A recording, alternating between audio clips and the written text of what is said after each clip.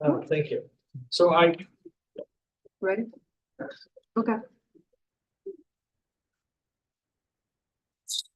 I call to order the regular Board of Education meeting on Thursday, February 22nd, 2024 at 6:30 p.m. in the Boardroom of Oak Park Road Forest High School. And ask for roll call, please. Mr. Brisbane? Here. Dr. Maharaj? Here. Mr. Arkin? Here. Ms. Williams-Lee? Here. Dr. Livingston? Here. Mr. Grindhouse? Here. And Mr. Costi? Here. I move to enter closed session for the purpose of discussing the appointment, employment, compensation, discipline, performance, or dismissal of specific employees of the district or legal counsel for the district and independent contractors and specific volunteers, including hearing testimony on a complaint lodged against an employer or against legal counsel to the district to determine its validity. However, a meeting to consider an increase in compensation for a specific employee of the public body that is subject to the Local Government Wage Transparency Act may not be closed and shall be open to the public and posted and held in accordance with this act. Collective negotiating matters between the district and its employees or their representatives or deliberations concerning salary schedules for one or more classes of employees, student discipline cases, the placement of individual students in special education programs, and other matters related to individual students in litigation when an act against, affecting, or on behalf of a particular public body has been filed and is pending before a court administrative tribunal, or when the public body finds that an action is probable or imminent, in which case the basis for the finding shall be recorded and entered into the minutes of the closed meeting. Second. A roll call, please. Dr. Maharaj? Yes. Mr. Arkin? Yes. Ms. Williams-Lee? Yes. Mr. Brisbane? Yes. Mr. Grindhouse? Yes. Dr. Livingston? Yes. And Mr. Costi? Yes.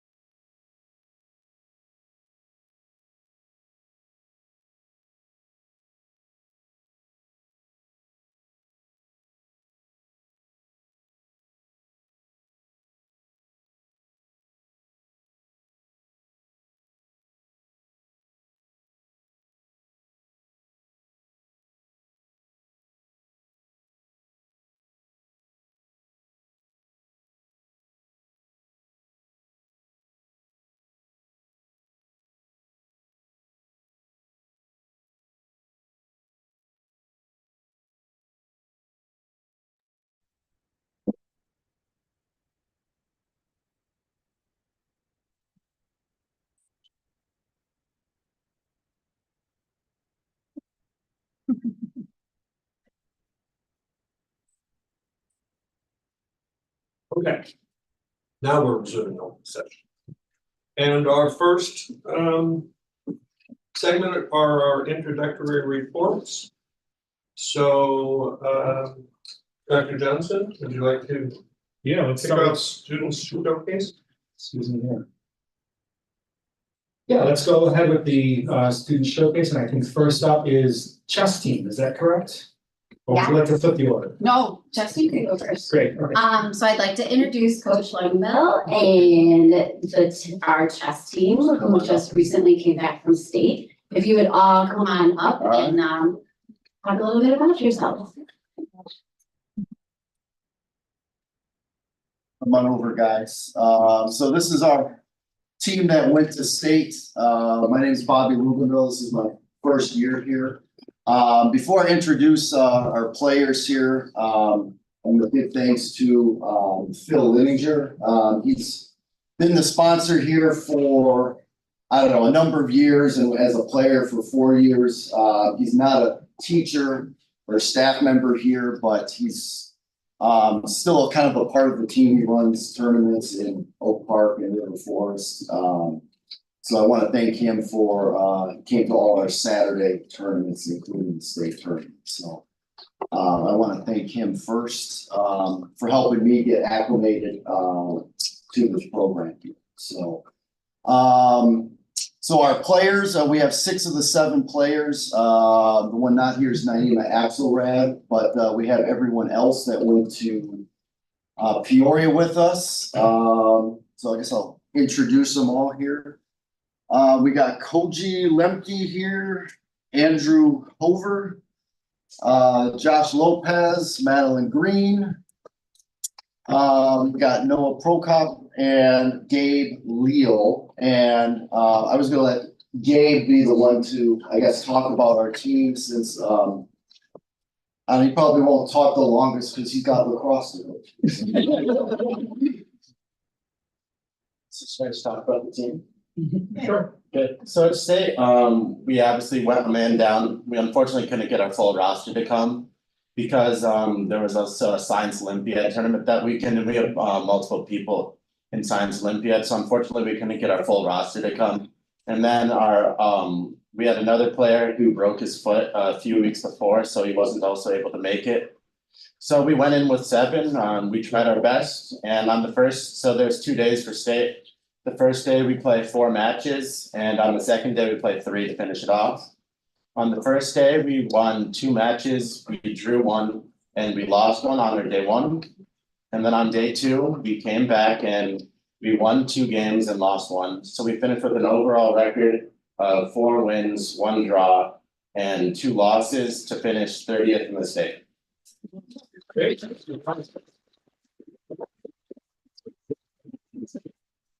Out of 128 teams. Denominators. Yeah, that is. So before this, I used to play chess in elementary school, but in middle school, I kind of stopped because there was like kind of a little bit of a club and then it like stopped. So it was on and off. And then over the last 2 years, I was doing football, so I was not able to do chess club because it went really full year round, and I also do lacrosse. So I can't, there's not much space for it. But now that this year I decided not to do football, I could pursue chess like I have in elementary school. And I think it's gone great. We really grown as a team, and I've gotten to know my fellow teammates better over the course of the season. We had 2 weekend tournaments, one at Hinsdale Central and one at Bolingbrook. We did solid at those events, but just helped us grow as a team and develop over the year to help us eventually all lead to state, which I would say we did pretty good for being a man down. So overall, I would like to thank our coaches for being here to help us and like sponsor the event or get us there too. Because oftentimes Mr. Luganville would have to drive us to our events in the minivan or the school like mini buses. So I'd like to thank him and everyone else on my team for going to state and doing the best they could all across this season. And thank you for having us. Thank you.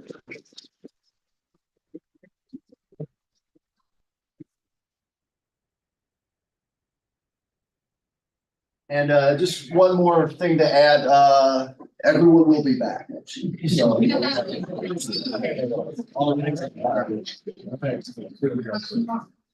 An hour, same numerator. All right, our next student showcase, we have Ms. McGuire here with us tonight, and she is going to speak about our students that recently went to the Illinois Music Education Association State Conference. So please come on up, Ms. McGuire.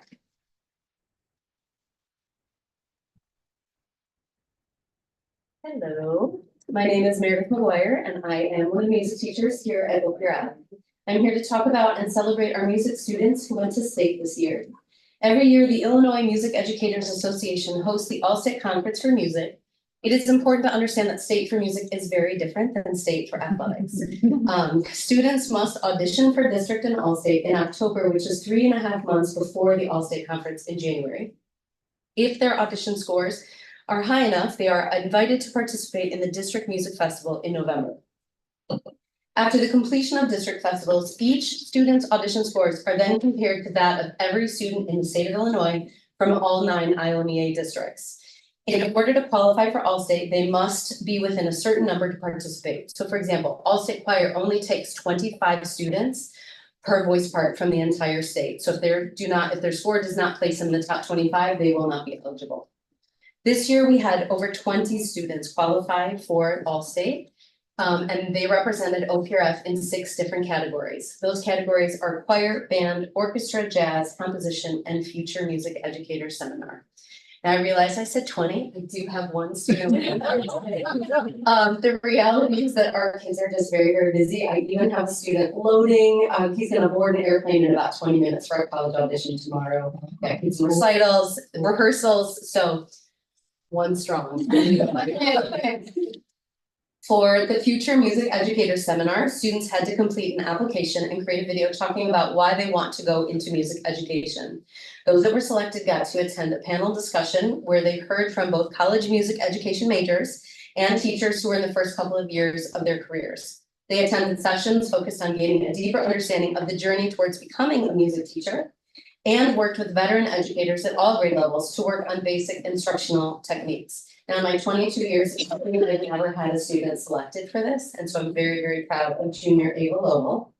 For composition and production, students wrote, recorded, and submitted their own original music. This music was judged by a panel of professionals who determined who would be selected to participate All-State and what ranking they would be awarded. While there, those students attended sessions where they were able to collaborate with award-winning musicians and composers from all over the state. And there were over 600 entries in this category. We had 4 students selected for their compositions.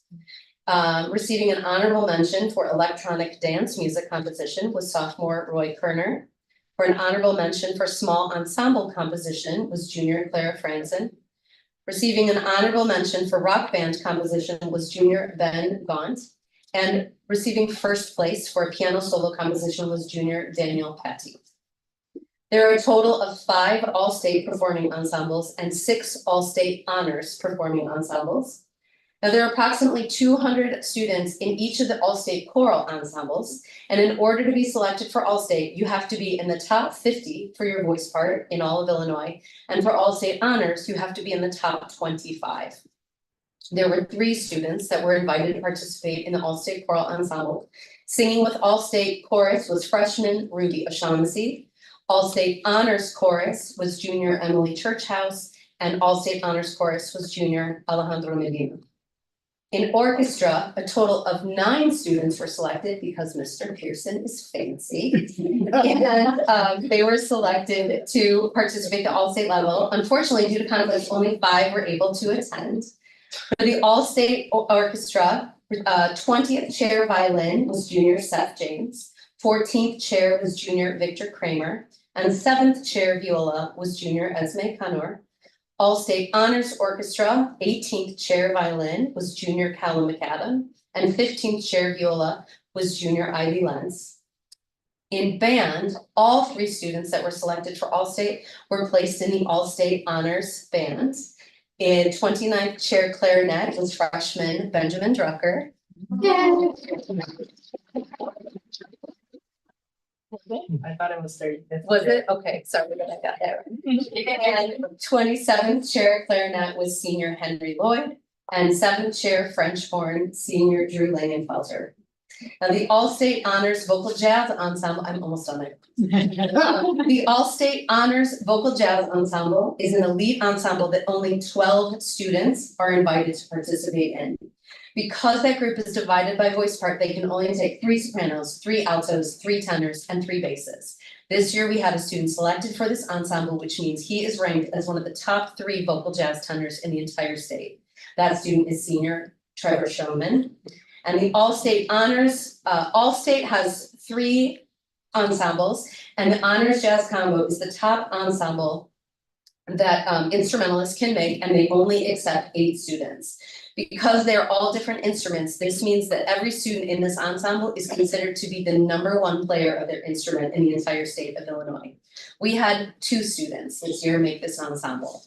The #1 trumpet player in the state is senior Owen Russick, and the #1 drummer in the state is junior Brett Lindsay.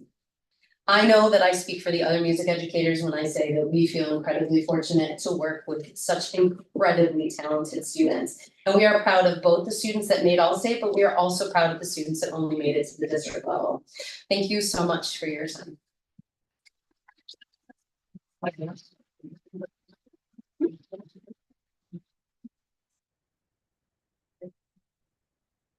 And I believe that concludes our student showcase for this evening.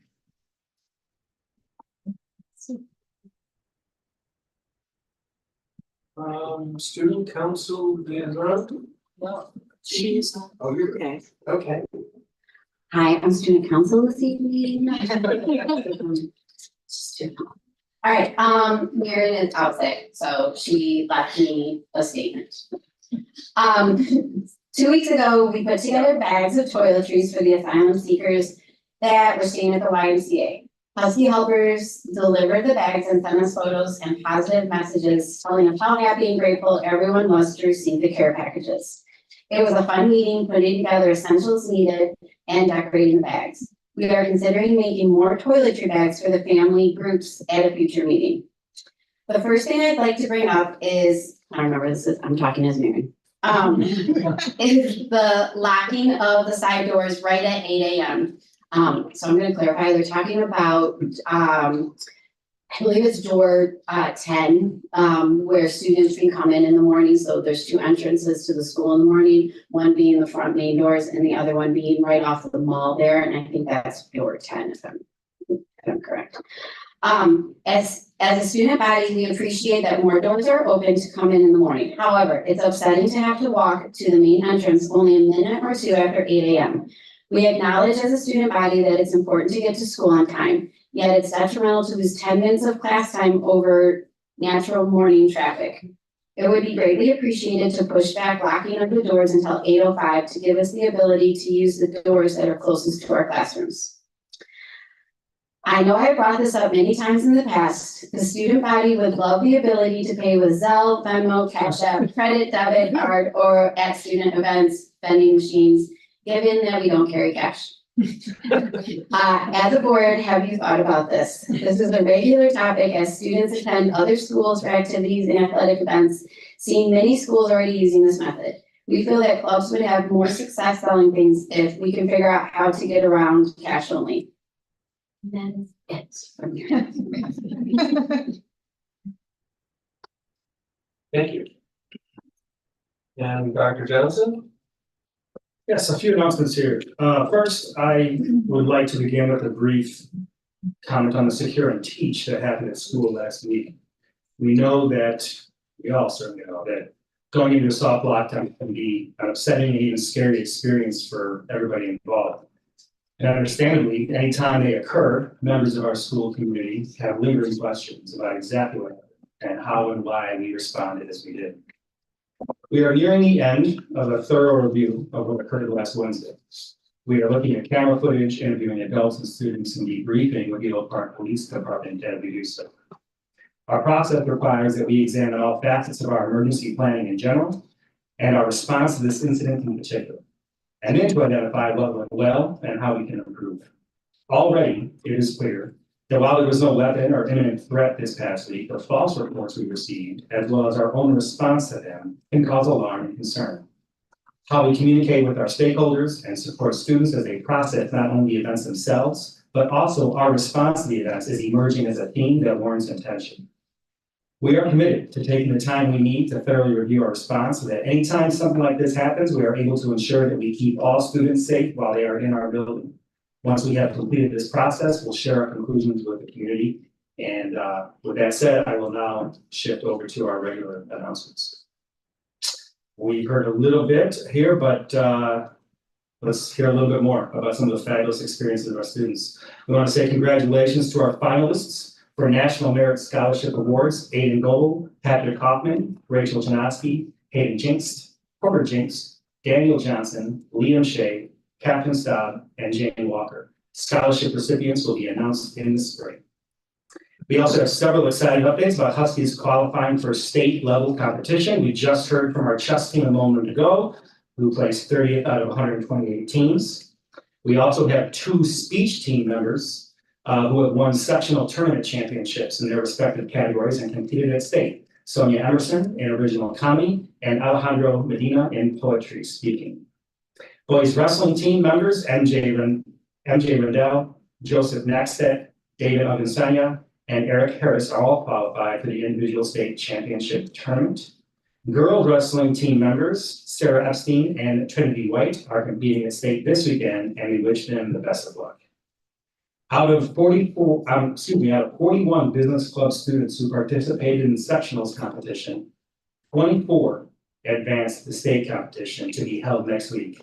Congratulations to Lucas Crossman, Carlo Lasuzo, Peter Farron, Norman Carroll, Josh Wood, Will Hall, Lara Martinez Santos, Eli Stein, Lucas Pontillo, Greg Husky, Matthew Young, Gigi Stebbins, Ashley Mandel, Julia Matias, Sophie Welch, Sophia Lynn, Nora Mraz, Rosie Andrea, Jenny Keene, Sonia Lavery, Addison Bliss, Meg Marzek, Anika Pauline, and Leila Ashrafi. Congratulations.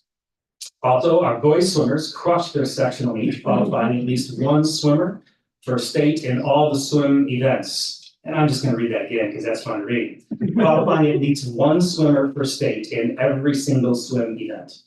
Congratulations and good luck to Jack Murphy, Pablo Pereira, Aiden Pedraza, Lars Rauch, Brady Sorg, and Josh Wood. Coach Clyde Lundgren was named Sectional Coach of the Year, and that just seems appropriate, doesn't it? Congratulations to science teacher Allison Hemmings for being one of 6 educators in the state and one of 400 globally to receive the Impact Educator Award from Moorhead Kane, recognizing her outstanding influence on young leaders. Allison teaches the Investigational Research Design and Innovation class, IRDI, in which all 16 students who submitted their formal research papers were named semifinalists for the Junior Science and Humanities Symposium. Again, all 16 students. Any students who make it to the national level will compete for prizes up to $12,000.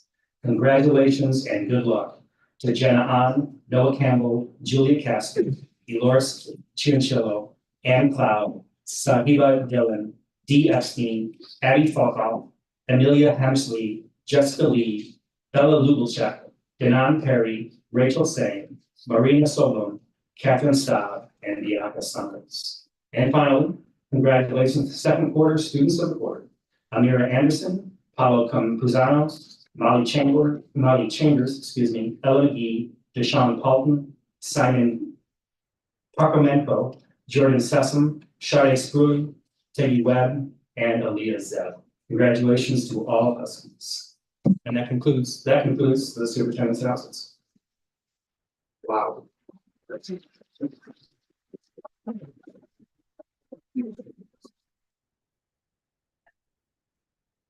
Okay. Lisa, can you One and beat one. that with FOIA requests? Nope, not at all. So I'm just gonna say 1 and 1. All right, thank you. Okay, our next segment is our recognition segment for employees, and then sustainability. So today we are pleased to continue our employee recognition program for the 2023-2024 school year. This program is sponsored by Oak Park Bank, the Wintrust Bank, Wintrust Community Bank, and Chris Griffith is here, and he will be presenting gifts to our February winners. So with that, our team will share in the glory. Okay, first, we would like to congratulate Lauren Ferguson's mathematics teacher, who was selected the Teacher of the Month. Here are some of the highlights from the nominations received for Lauren. Ms. Ferguson excels at math instruction, providing personal attention to students' academic and emotional well-being, making her the most impactful teacher many students have encountered. With an open door policy, she offers support to all students, not just her own. Beyond academics, Ms. Ferguson has become a cherished confidant for many, offering guidance and a listening ear and embodying the kindness in the school community. Congratulations again, Lauren. Is there anything you'd like to say?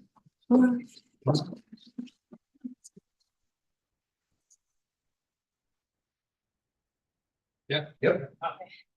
I just wanna say thank you to everybody, mostly the students. I got into teaching, it was one of the first things I ever wanted to do. Didn't see myself doing anything else.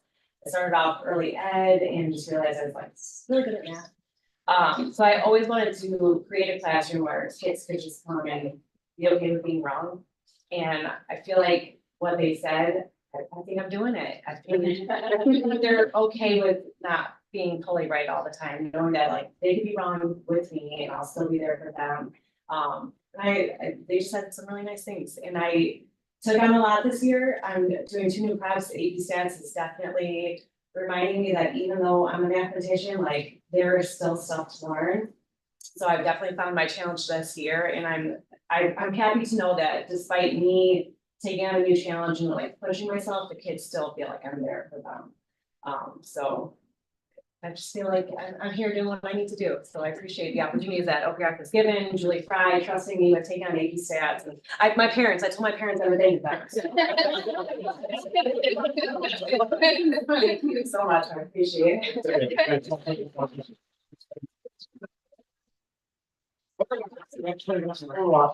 So there you go. Thank you.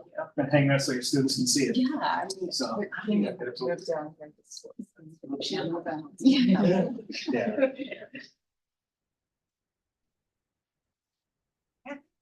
Thank you so much. Thank you very much.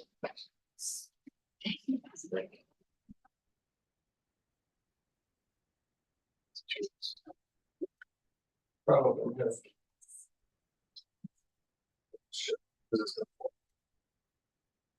Okay. And now I'm delighted to extend congratulations to our Employee of the Month, Cindy Wong, Executive Function Skills Support Interventionalist. Here are some of the things from those who nominated Cindy. Cindy exemplifies teaching excellence through her effective implementation of executive functioning study skills, creating an organized, purposeful classroom environment where students thrive.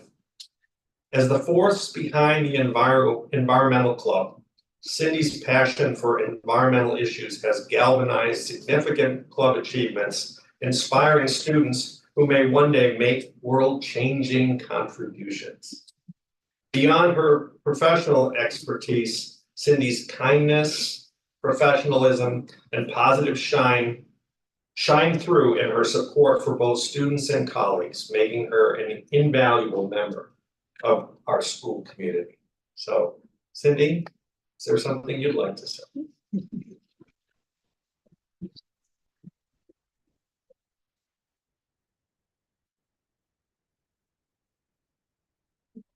Leslie, Board of Education members, thank you for your service to our community. And for the recognition, Dr. Johnson, I'm humbled again and full of gratitude to you for your support of our club and a myriad of other things. I know a lot of people are also on Zoom that I've grateful towards, and my husband Brian and my 3 kids, Edith, Damien and Julius, are into watching. Hi.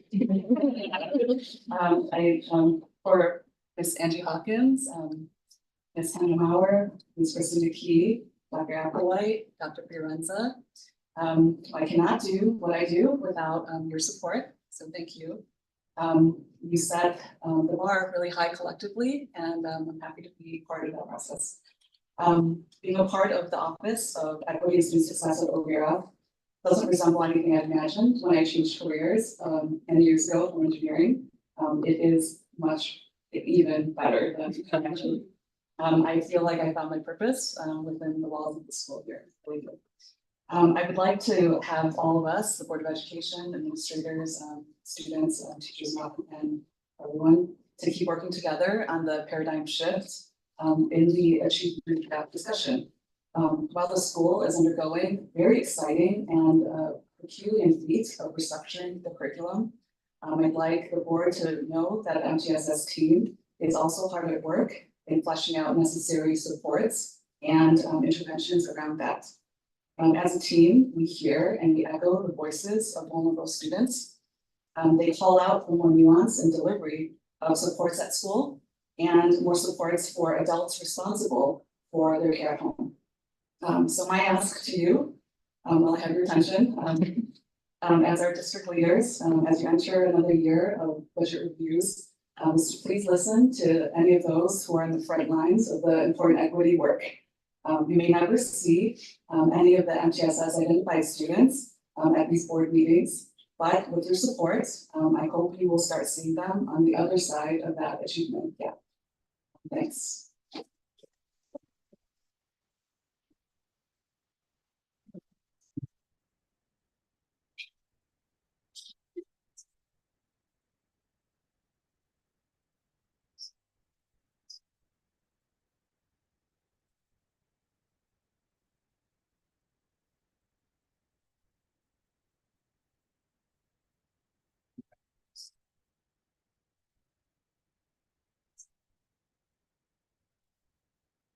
Okay, next, the board would like to extend congratulations to our volunteer of the month, Katie Trainee and Chief. Here are some of the highlights from the nominations received for Katie and Chief. As the longest serving pair in our therapy dog program, Katie and her therapy dog Chief consistently dedicate their time to our classes and assist with our quarterly De-Stress with Dogs events, resulting in notable positive changes in student behavior and bringing much appreciated joy to OPRF High School. Katie and Chief's visits are a highlight for the students who eagerly anticipate their return and regard them as honorary Huskies for the comfort and positivity they bring to our school community. Congratulations, Katie and Chief. Is there anything either of you would like to say?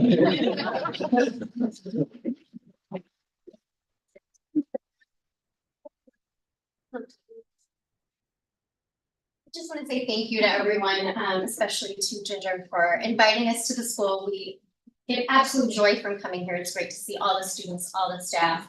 I think we have just as much fun, if not even more, than the students and staff that we get to visit regularly. So thank you so much.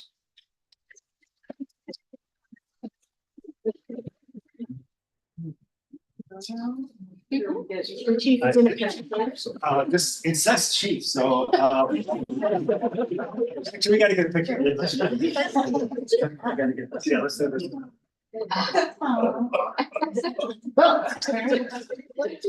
This is good.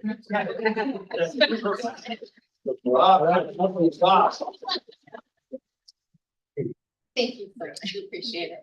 Thank you very much. Thank you. No, of course, thank you.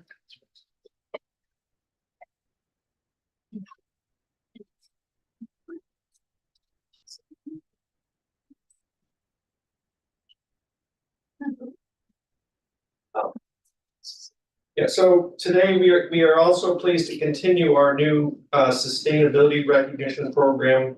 Again, this month, starting this school year, we will be recognizing 2 sustainability champions, 1 student and 1 employee for their exemplary efforts in environmental sustainability. And so first, congratulations are in order for Katie Staub as our Student Sustainability Champion. Here are some of the highlights from the nominations received for Katie.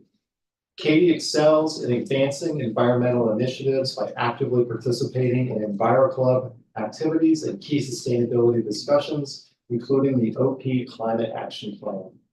Katie actively contributes to the Sustainability Scorecard team and successfully represented it by presenting our progress on sustainability plan during new faculty and administrator orientation. Recognized for her potential as a future leader, Katie was selected to be a youth delegate for COP28 in Dubai, with their mentors predicting a bright and impactful future in public service. Congratulations, Katie. Is there anything you'd like to say?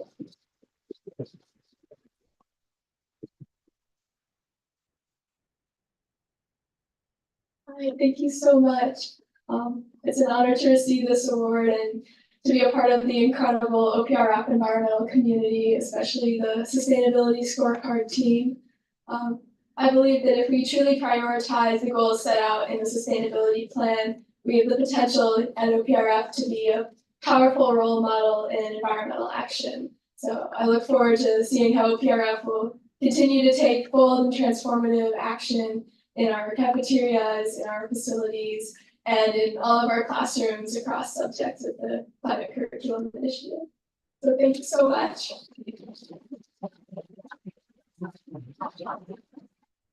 We've seen you here a lot, Katie. Right.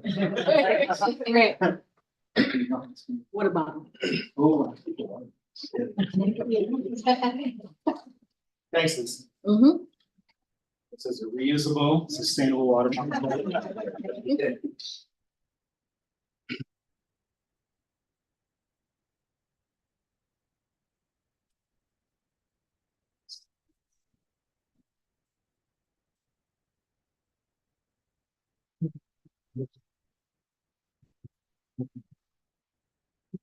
And next we have the Staff Faculty Sustainable Champion for the month of November, who's Jennifer Porto, Assistant Food Service Director. Here are some of the highlights from the nominations received for Jennifer. Ms. Porto spearheads the Food Service Sustainability Program, collaborating with the Environmental Club to manage a hydroponic flex farm. She has established connections with local farmers to supply the school with organic and fresh produce. Ms. Porto actively seeks to educate students on the importance of composting, recycling, fostering environmental awareness within the cafeteria setting. Congratulations again, Jennifer. Is there anything you'd like to say?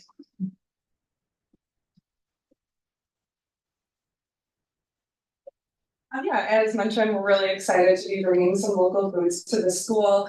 As mentioned, we have a hydroponic machine that we purchased this year. So if you have the chance to go over to the hydroponics lab, currently we are now growing kale. We've been growing some lettuce that as we've been harvesting it, we bring it back to the students into our staff cafe. So that way what we are growing in-house, we are able to now use and show our students what we're doing. So bringing the machine down, hopefully that they can see what we're growing as well, so that way they know that what we're producing here is as fresh as can be. So we're really excited to be continuing that program. We also received some grant money from the USDA for local funds. So we've been partnering with some other local farms, our chicken drumsticks that we're using here, some of our rice, so that we're using things that are considered local for the kids. So we're really excited to continue the program and to keep it growing. And thank you so much. I appreciate it.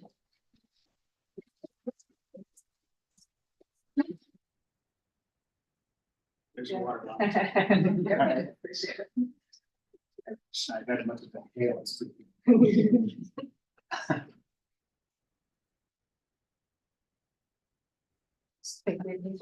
Thank you so much.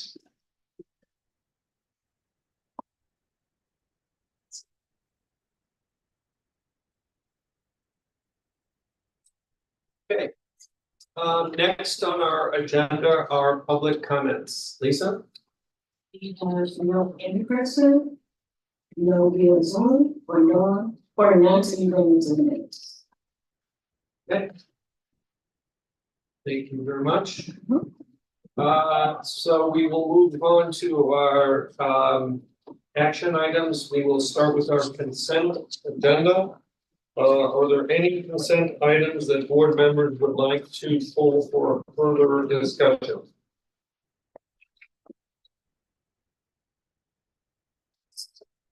Brent?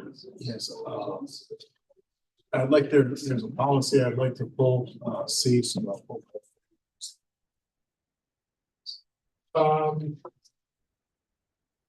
Yeah, let's just pull the one policy and we'll, yeah, we'll pull the whole policy thing and, we'll handle that. So, C policy. Okay, Second reading. very good. Anything else? Nope. So, with that said, I move to approve the consent agenda items, comprising of A, approval of the open and closed minutes of January 25, 2024, and February 8, 2024, and the declaration that the audio tapes of the closed minutes of May 2022 be destroyed.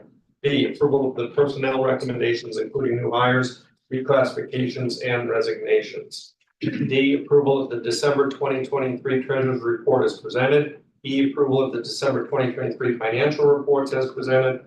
F, approval of the January and February 2024 check disbursements and financial resolutions, including the payroll resolutions for March 2024.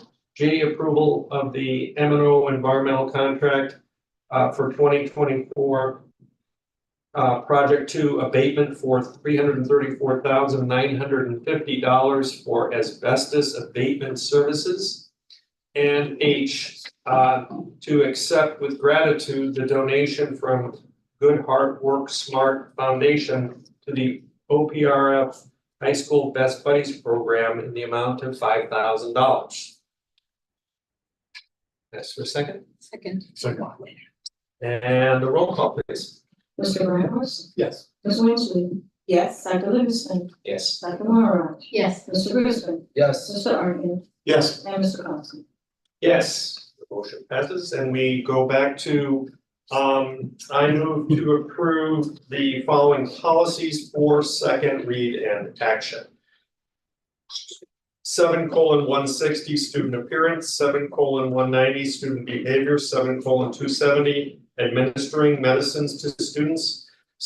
7:285 anaphylaxis prevention response and management program. I think he put that in just so I had that. Nice job. I think I fumbled that one last time. 7:290 suicide and depression awareness and prevention. 8:30 visitors to and conduct on student property.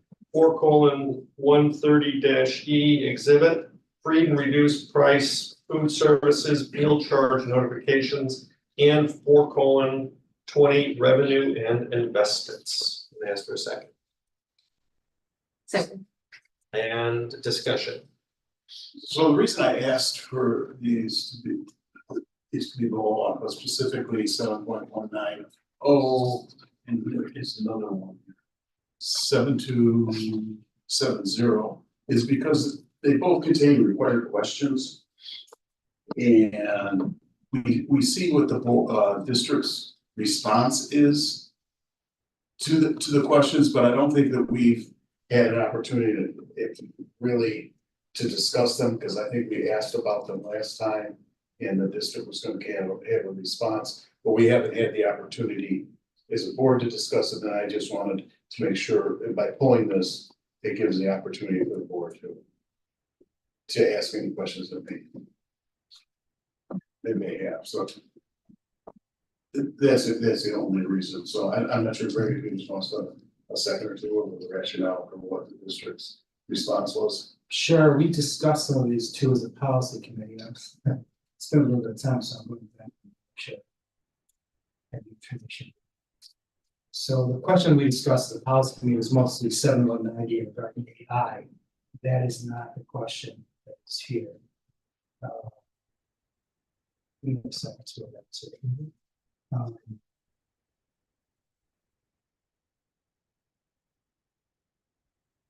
Oh, I see. Okay, so for the first one in 7190, there was a question. I'm just going to state out loud so it's clear for folks in the audience too.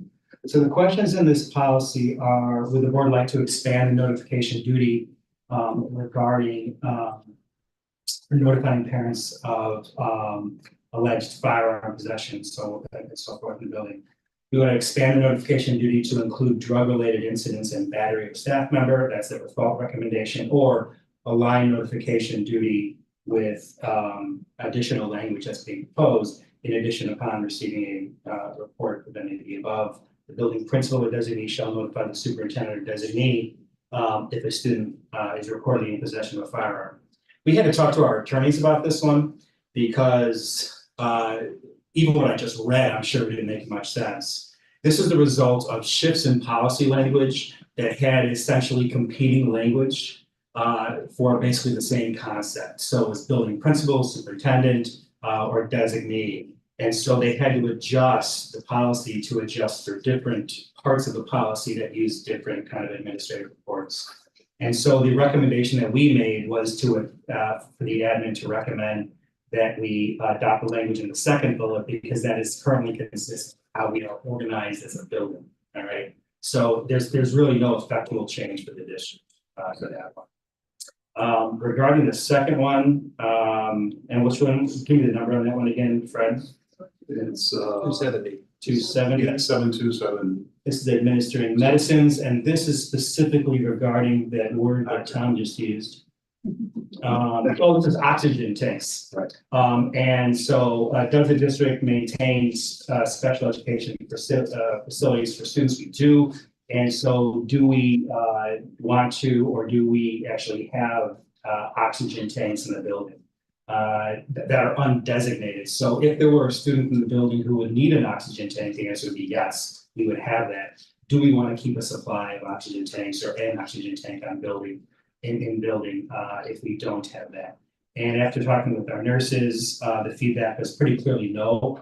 We should not adopt the language to have this in-house. There are requirements for the maintenance of oxygen tanks.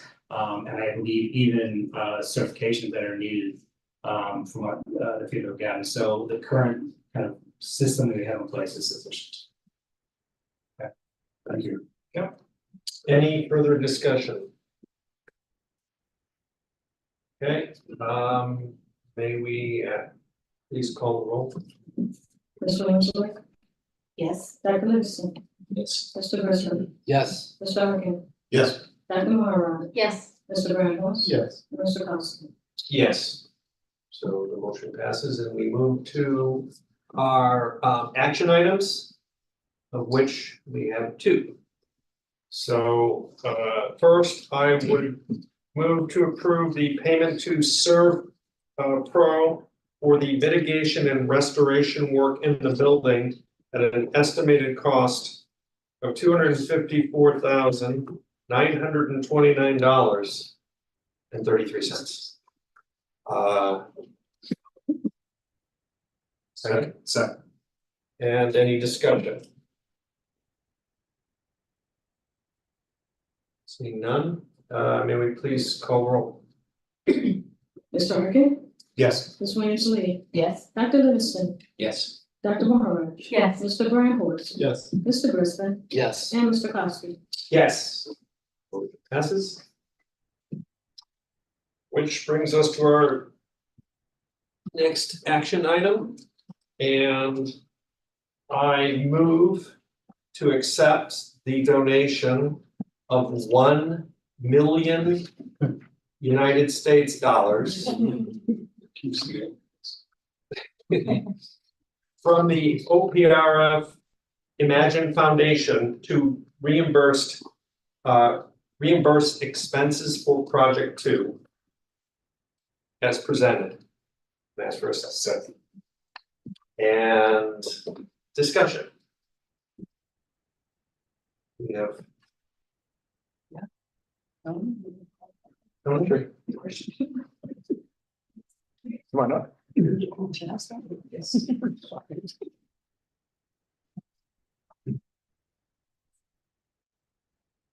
Hi, everybody.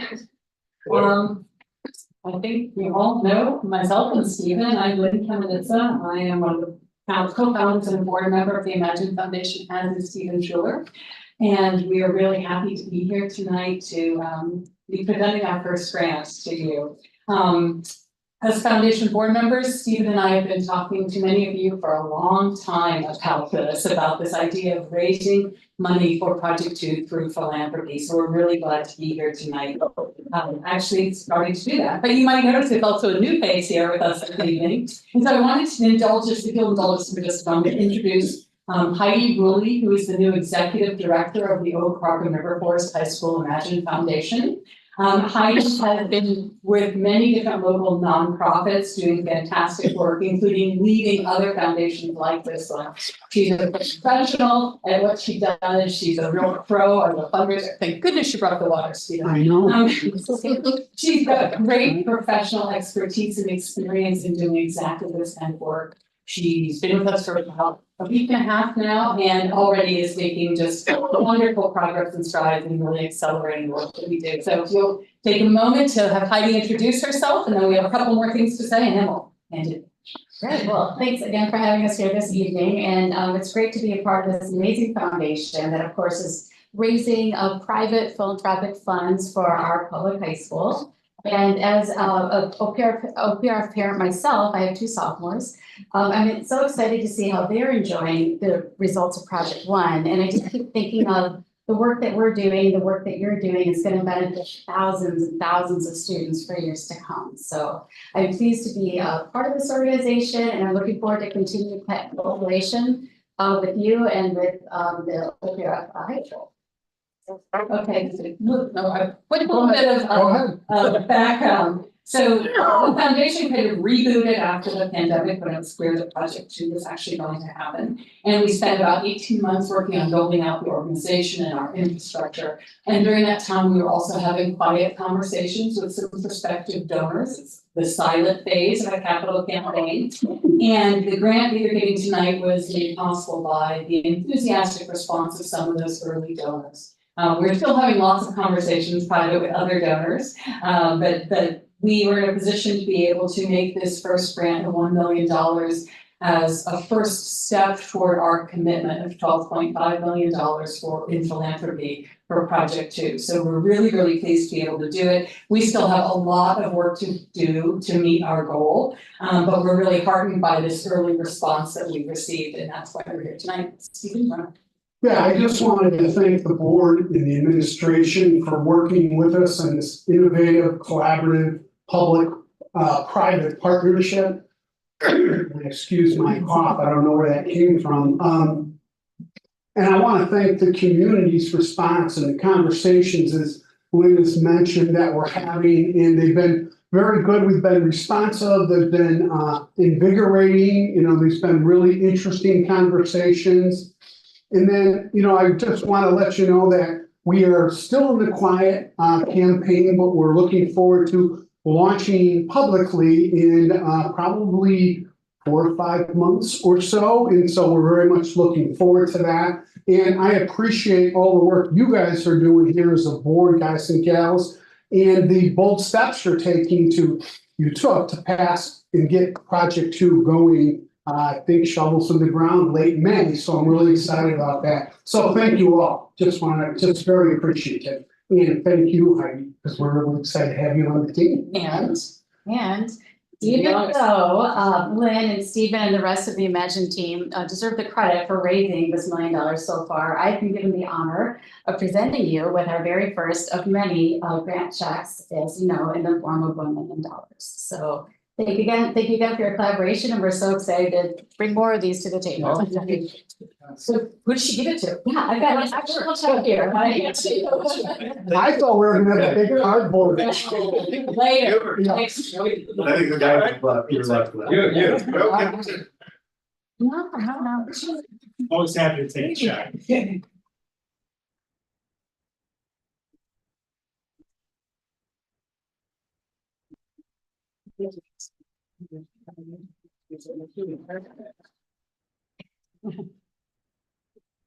I know it'd be a better picture. Can we do one? Yeah. Please, you guys can. No, we'll just say, you guys do the same thing. We'll just be behind. We have to call the check again. Yes. Note that you're competing with Chief for the front page. I don't think that's right. $1 million or a dog? Which one will Bob fall to? The dog, put the dog on the front page. Okay, as an action item, any discussion? Because we still have to approve that you can accept that. Sorry. Real possible. No, I would just say a huge thank you to the foundation and all the work that they've done to raise money and all the work they will do to help support this. Tim and I both had the pleasure of being on the original team for Imagine. And it's just so gratifying to see this come to life and to just see how it's impacting our students. So thank you so much. Thank you.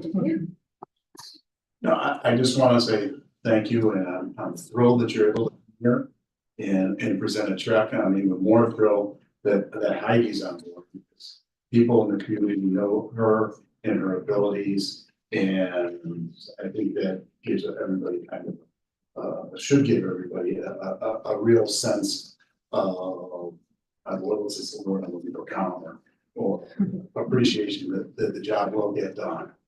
And so, and thank you, Stephen and Lynn, for everything that you've done. And it's just great to see this first step early on in the process. So thank you. Thank you. And if I can say, Fred, thank you, because you were here at the beginning. Right, yeah, I was gonna acknowledge, we have a co-founder of this, and as Audrey, you said, I mean, there's been a lot of people who've been involved in this thing for a long time. And to get to this point is very exciting, knowing that one, we're about to kick off project 2, which is gonna, be a part of our community for decades for our students, and this creative collaboration with our community members, from a philanthropic standpoint. So it's an awesome concept. I know a lot of effort's gone in, and when we were going through the funding approval for project 2, it had an impact on how we could look at things. So thank you. So with that said, we will call the roll. This is the question. Will you accept $1 million? I'm just, that's the way they're being asked. No, that's what I'm asking people. That's gonna show up in an audit. This is an IQ test. Okay. Dr. Winston? Yes. Ms. Williams-Lee?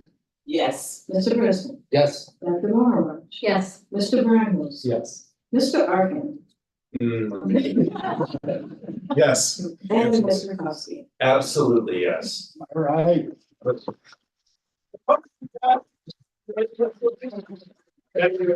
The foundation.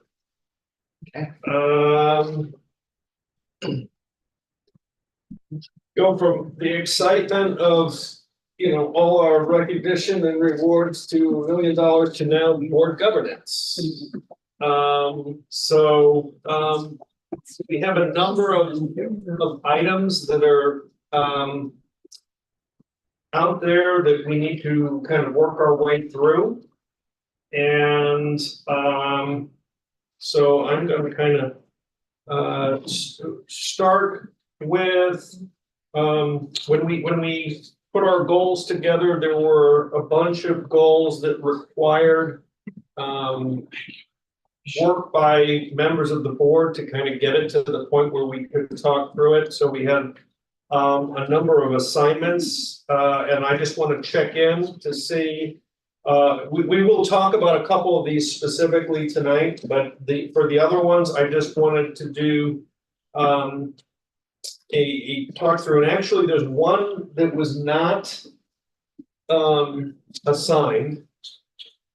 Pardon? Yeah, the one I mentioned to you. Yes, that Greg and I spoke about, and so I did want to get it on the table and consider, one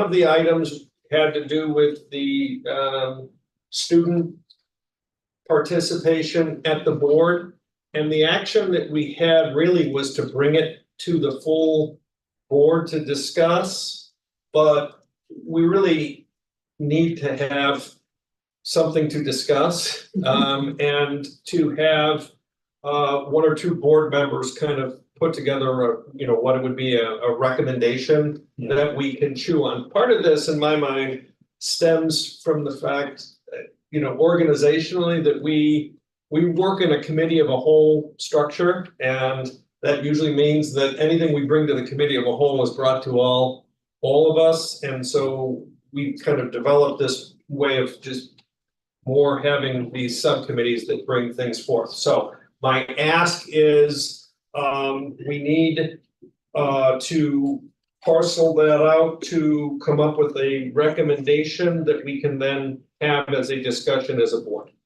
And I would like Audrey, if you would be one of those. Yeah, sure. And if anyone else had a real passion for it, I would gladly like to work with her, but I don't want to supersede anyone else's desire. This is just to bring something forth. I don't want to be on it, but I just want to know, like, my recollection is that I think I had asked, right, if we could get some research on what has been done elsewhere. Yeah, I think he said he was gonna do that, so that's just reminding. Thank you, it's in process, actually, I've gathered information from a few different, and I know we got some of the conference. Yeah, I got the conference, so I know these. Yeah, we have something.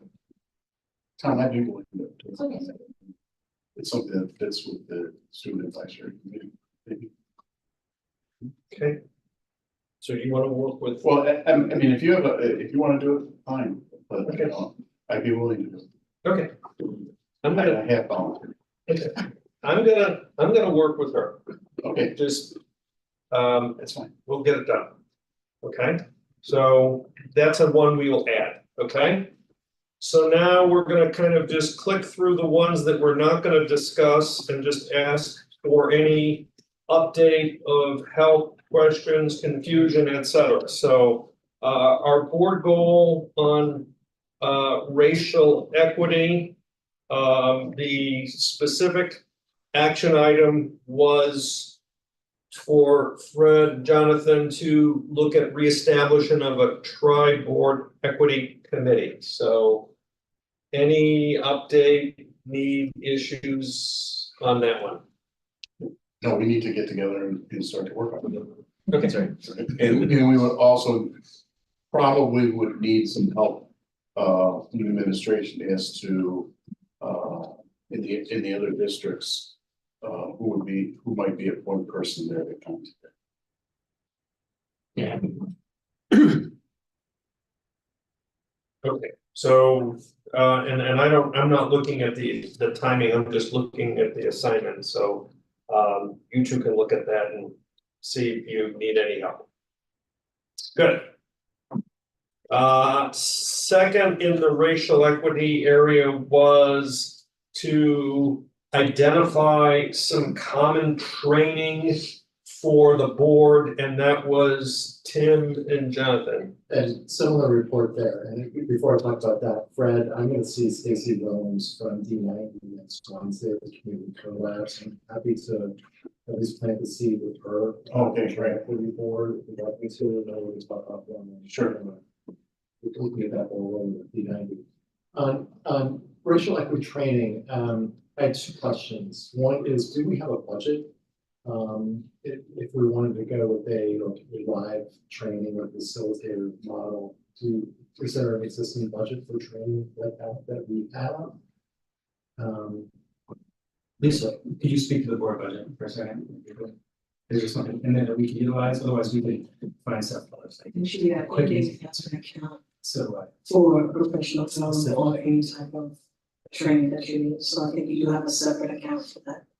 okay. And I will double check just to make sure. I will follow up with you separately then as to what that budget might be, because that goes a long way to sort of the model that we're gonna look at. And then second on topic, a number of us attended the excellent equity training that Dr. Applewhite facilitated a few weeks ago. All of us have been through various racial equity training and through the years, there's always a benefit to refresher and reinforcement. But also I think there's a benefit to sort of taking up new topics and encountering new things. And so really my question to everyone, and I'm happy to just do this by email afterwards, if there is a new topic or something in the equity space that you feel like would be really interesting for the board, or something that maybe we haven't encountered before, I would love to entertain doing something new and different. Instead of reinforcement maybe of trainings that we've all experienced. So I just want to put that out there. I mean, it has been interesting being on the board of OPRF because I think in some ways this particular school has been a little laser focused on racial equity to the neglect of other identity spaces. And so, and it's a big issue and it's an ongoing issue that the racial equity issue is obviously something we want to put a lot of resources to, but I'd like to see something that talks more about intersectionality, really, and really brings that to the forefront of these discussions, right? So, consenting meetings, you know, so yeah, that's kind of where I'm at.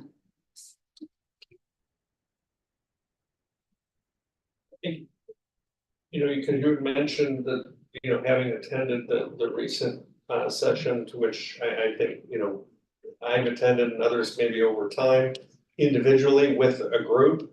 I would really encourage that when if we do it common, that we do it together versus, you know, everyone go and take something. I don't know if that's applied, but to me, the biggest gain is us sitting around and having it, doing it with each other. So I think the last one as well. Yeah. I think one of the real benefits of what we did, I think it was courageous conversations presentation was, and it was a whole day. I mean, it was an all-day deal. And what was most valuable to me was being able to interact with faculty and staff. All right, and having these discussions, all right, and hearing from them. All right, so just not sitting at the board table, but understanding what's going on in their world. Right, and how, you know, there was a lot of discussion about what goes on, you know, in their day-to-day lives in the school, which we're pretty much oblivious to. And I found that incredibly valuable. I don't know. Yes, I agree, because I think we all just, we brought purposes to set someplace different, we didn't sit together. So there was an opportunity to have those interactions, and I agree for it, that's really helpful. I think the other benefit is not just having that contact and 8 hours of conversation of working with faculty and staff, but also the fact there were 60 or 70 people in the room, which made the lessons all that more instructive than it would have been if it was just, you know, the 7 or 8 of us. The library went to racial equity training in my last year there. I think we had it was with staff. It was a big group thing that was pretty effective done that way. I think we could do that and still do it with some broader group. I do believe we could get more out of it. And it's an opportunity for us to debrief and come back, you know, and sort of, you know, kind of think about how do we share the learning and how do we think about it and inform how we work. So I think that could be an opportunity for us as a small group. It's a really good idea. Yeah, we haven't had that chance. Yeah, we haven't had to talk as a group, how we experienced it. Okay, so you've got your question on budget and some thoughts and, okay. Anything else on that before we move on? Okay, the next goal was really about communications and community outreach. And the specific action was that Audrey and Tim to work together to draft a mock-up of a dashboard. And that one will soon be underway, you know, so we have some time with it, I would Greg and the team, because there's been different dashboards that have been developed. And we talked about how do we bring them all together and to have kind of one interface where the community can go and find information. So there's a dashboard that's been done for Project 2. There's some data that's been pulled for us with respect to, sort of parent engagement as part of our community outreach. And so we are trying to get some time together to be able to look at what should a consolidated dashboard look like for all these different parts and pieces. Good. Next, we had under community engagement data set. And this is Audrey and Marianne working on the on an outline. So I know you shared some stuff, so. Yeah, so a lot behind the scenes work. So Marianne, but first of all, the administration did a good job of just getting us some data that we were looking for to kind of help inform and shape. And then Marianne and I got together last month to really talk through how else do we continue to kind of put together what can this look like, and what we've identified. What we started to do is we identified populations that we want to reach that aren't as engaged. So the school helped us come up with some, looking at, whether it's Skyward logins or participation in parent teacher conferences or Husky emails, but really identifying where there are opportunities in that community to reach out differently. We're also talking with an external person who's a communications expert who has been helping out with the school and helping us think about it. And then also identify community partnerships. Marianne shared some good work that the library board did in terms of boosting the community. And Marianne, you want to talk more about that? I feel like Audrey would me more credit than this too. I met with Audrey for an hour about a month ago, which I have to say, she came out at the end of a long work day. So we met at 9:00 at night. So all kudos to her. And then she has picked up the ball and been running with it, getting in contact with various people that we discussed and getting the data from Greg, and it's in progress. Yeah, so we have a draft of what it looks like, but it's going to be informed by what we hear when we talk with some of the partners. So we had with we had the library board, we talked about community accommodations, we talked about other places where we can think about how might we be able to partner to reach populations again that we don't always reach with our communications, and then a way of doing that. It was good having the initial conversation just to bring both our perspectives and everything and get on the same page and then plan from there. Yeah. And I know everybody gets big pieces going on, but ideally my plan would be that we could look at adding this to one of our meetings next month. And be able to just kind of talk through, with the board, kind of what the pillars are for the areas and kind of what our plan, and then how we just keep moving this forward. Yeah, so I think it's ready. I mean, we can slot it for, our next meeting. Yeah. And I did look at what you drafted, and I do like the concept of being very targeted. Right, I mean, and this has been a challenge and an issue that has existed probably long before my involvement of how do you reach, different groups, but you kind of are trying to target, here's an area that we want to reach, which is. We have data that tells us that we're not reaching that Right, population. it's data driven, so that's powerful, so I think I like the concept. And just to kind of make that, it's a great first step to say, here's our diversity statement, we're very open, and these are our principles and so on. But that only gets you so far, and there comes a point where you have to do targeted outreach to reach the people that who aren't already paying attention, who aren't already engaged, right? And we're also staying close to Greg and the team because of work that they're doing as well, so that we're supposed to show up together, for example, or do things, and from the board and from the research perspective, that we're able to do that as well. Just kind of maximize and optimize our efforts. Good, so we'll expect that, at a next board meeting to look at the specific work product, and we can kind of kick it around. Let me just, I'm sorry, when you say the next board meeting, do you mean the cow or do you? The cow. Anyway, we have to, we'll put it in queue and we'll see, we'll make sure we'll put it in a place. I have some work trouble. Yeah, well, it's just, we gotta look at the agenda and make sure we're not, getting one of those, 1 AM meetings when we'll find a time for it, but it's. Yeah. What? We don't have those things. 11:45. All right, I will be zooming in for the count because I will be in conference. okay. Good. Our next one was a review and feedback on the facilities draft dashboard, which Graham,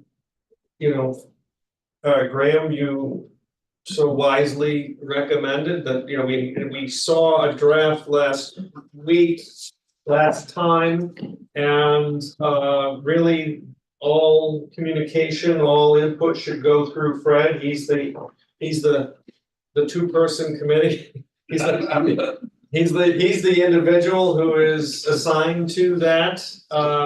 Yeah, so as an update, Tony and I are meeting on, Monday afternoon. So please have if you can get over the weekend, get comments or suggestions over to me, and I already have a few from our esteemed leader. But we're gonna sit down, go over it, and hopefully get this thing up and running before the shovels do hit the dirt.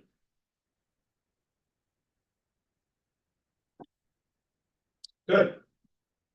Our next goal in the finance area was to identify measures for a financial dashboard. And Graham, do you want to talk to that just in terms of CFC? Yeah, we had actually made our own mock-up of that and brought it to the last CFC meeting, which I think was in December.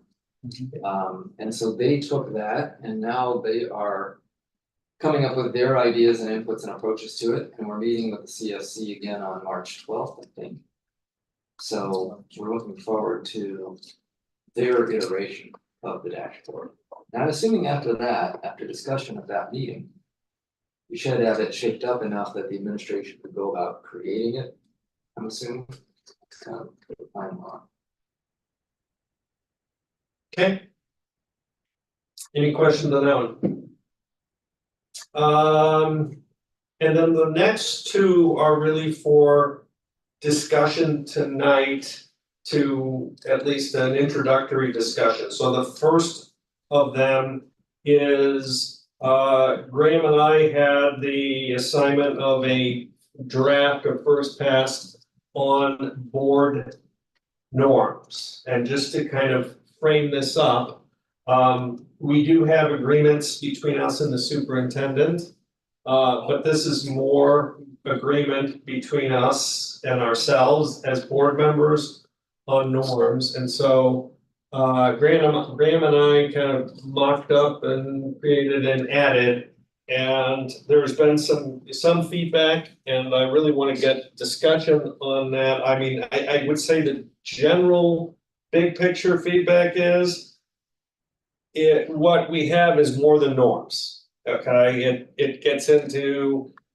some of the workings of the board, the timing, when we do things, etc. So it's kind of a soup pot of norms and kind of roles of the board. And do we want that? Do we want to have it as two pieces and just focus on true norms, or what do we want? So a little background on that, you created a document that had a few elements to it. And then when I got a hold of it, I just started riffing, is my term for it. Because it is norms, it's also an operating rhythm. It's some mechanics of how a board could do things. And I'll say it's like my perception of best practices for a board.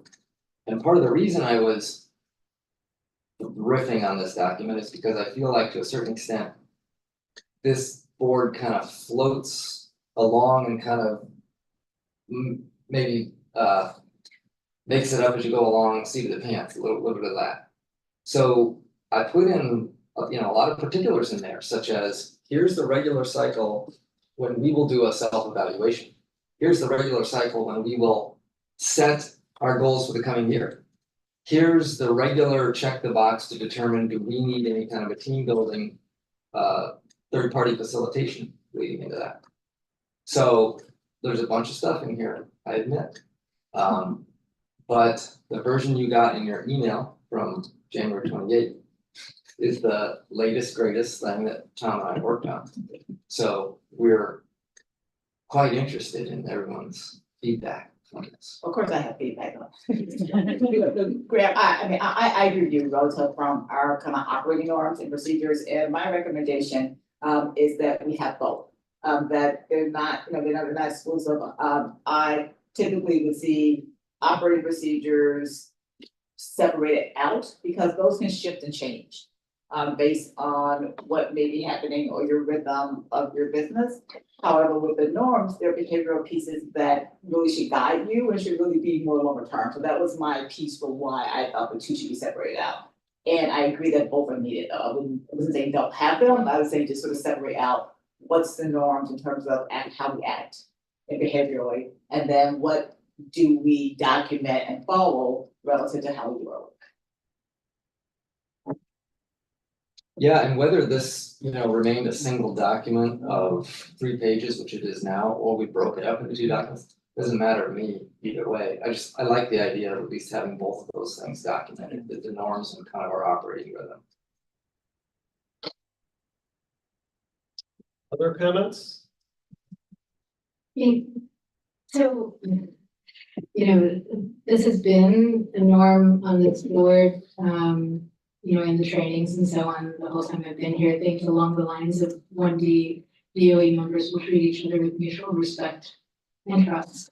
And I always thought that was very interesting to put in there as, like, you can't command respect, right? And you can't command trust. All you can offer is like, you act respectfully, right? And you act politely, right? And I think our board is, been basically fine, but I have seen some of the other boards that, we do not have that, do not have mutual respect.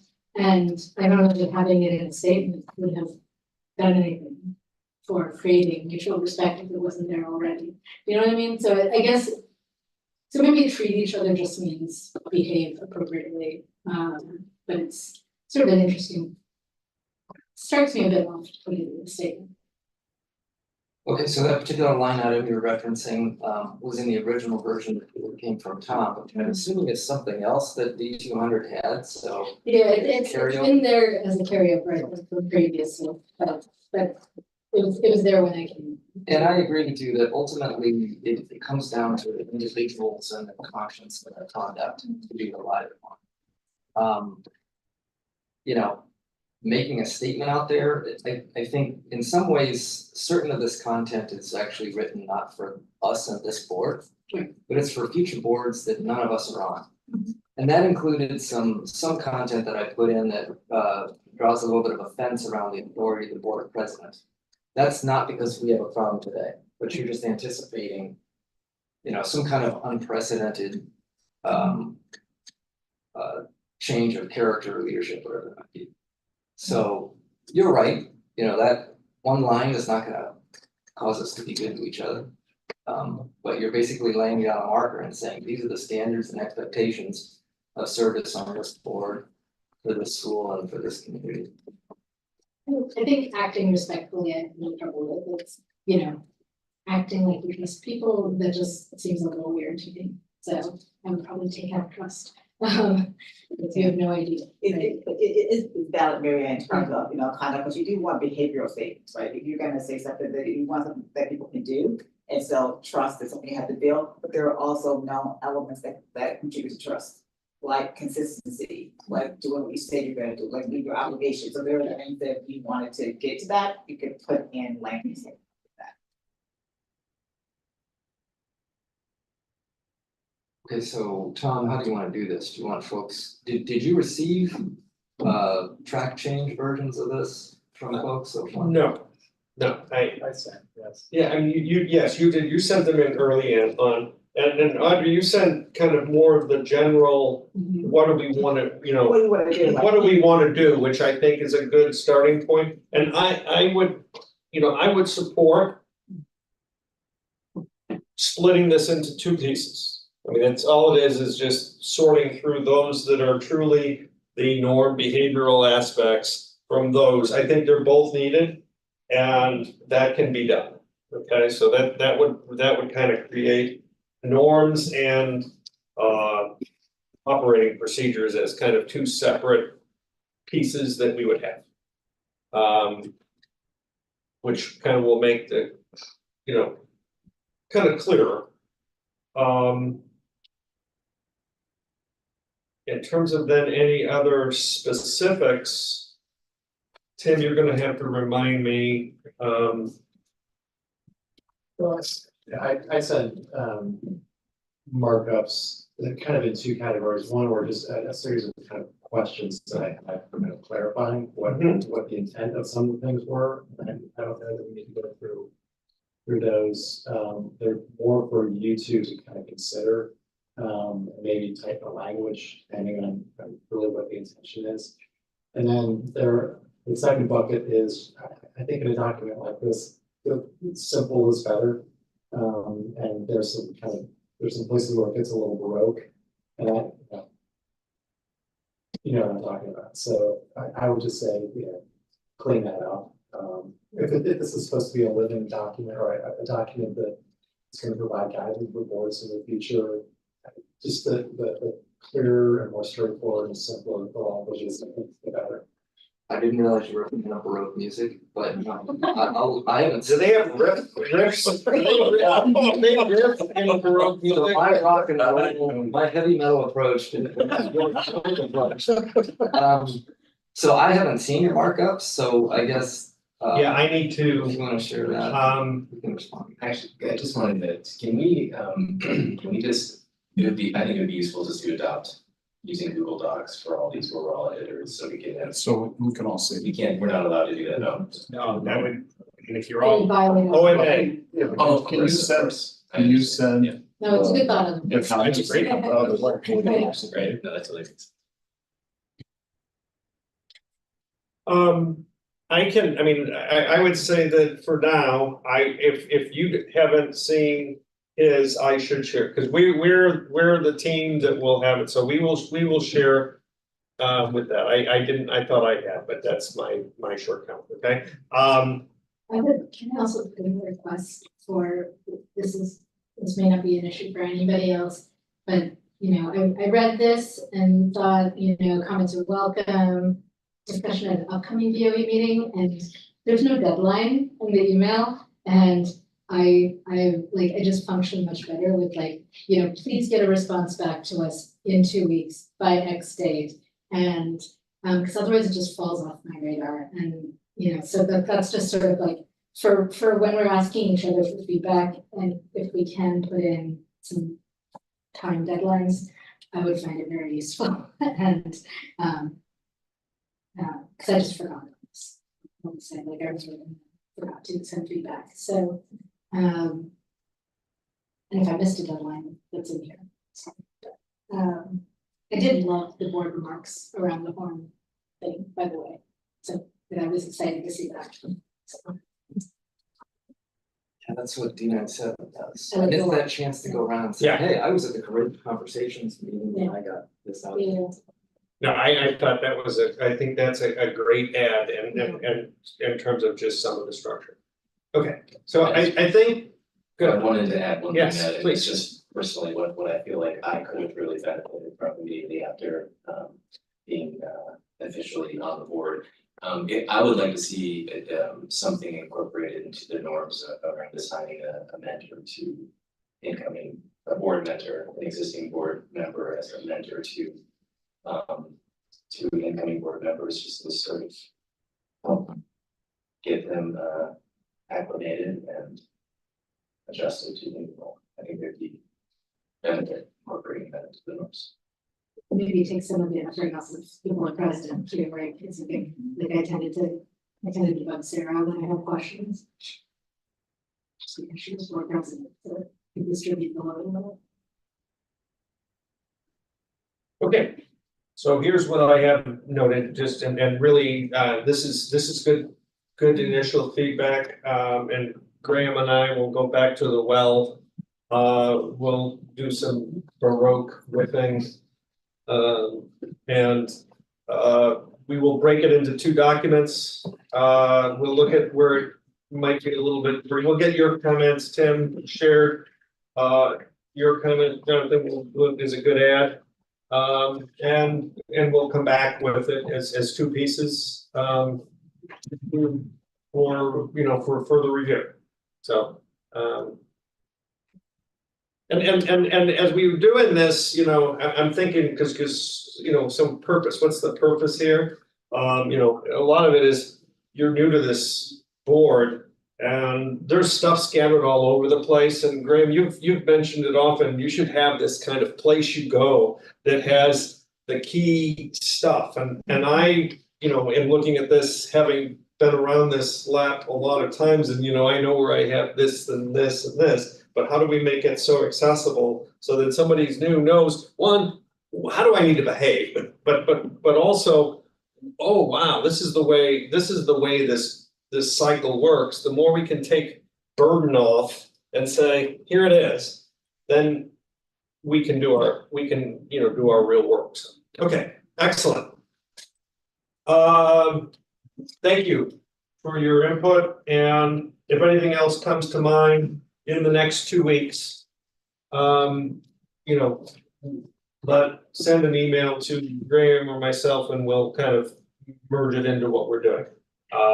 But the goal is to turn this, quickly, just to keep it moving. So quickly meaning in the next 2 weeks.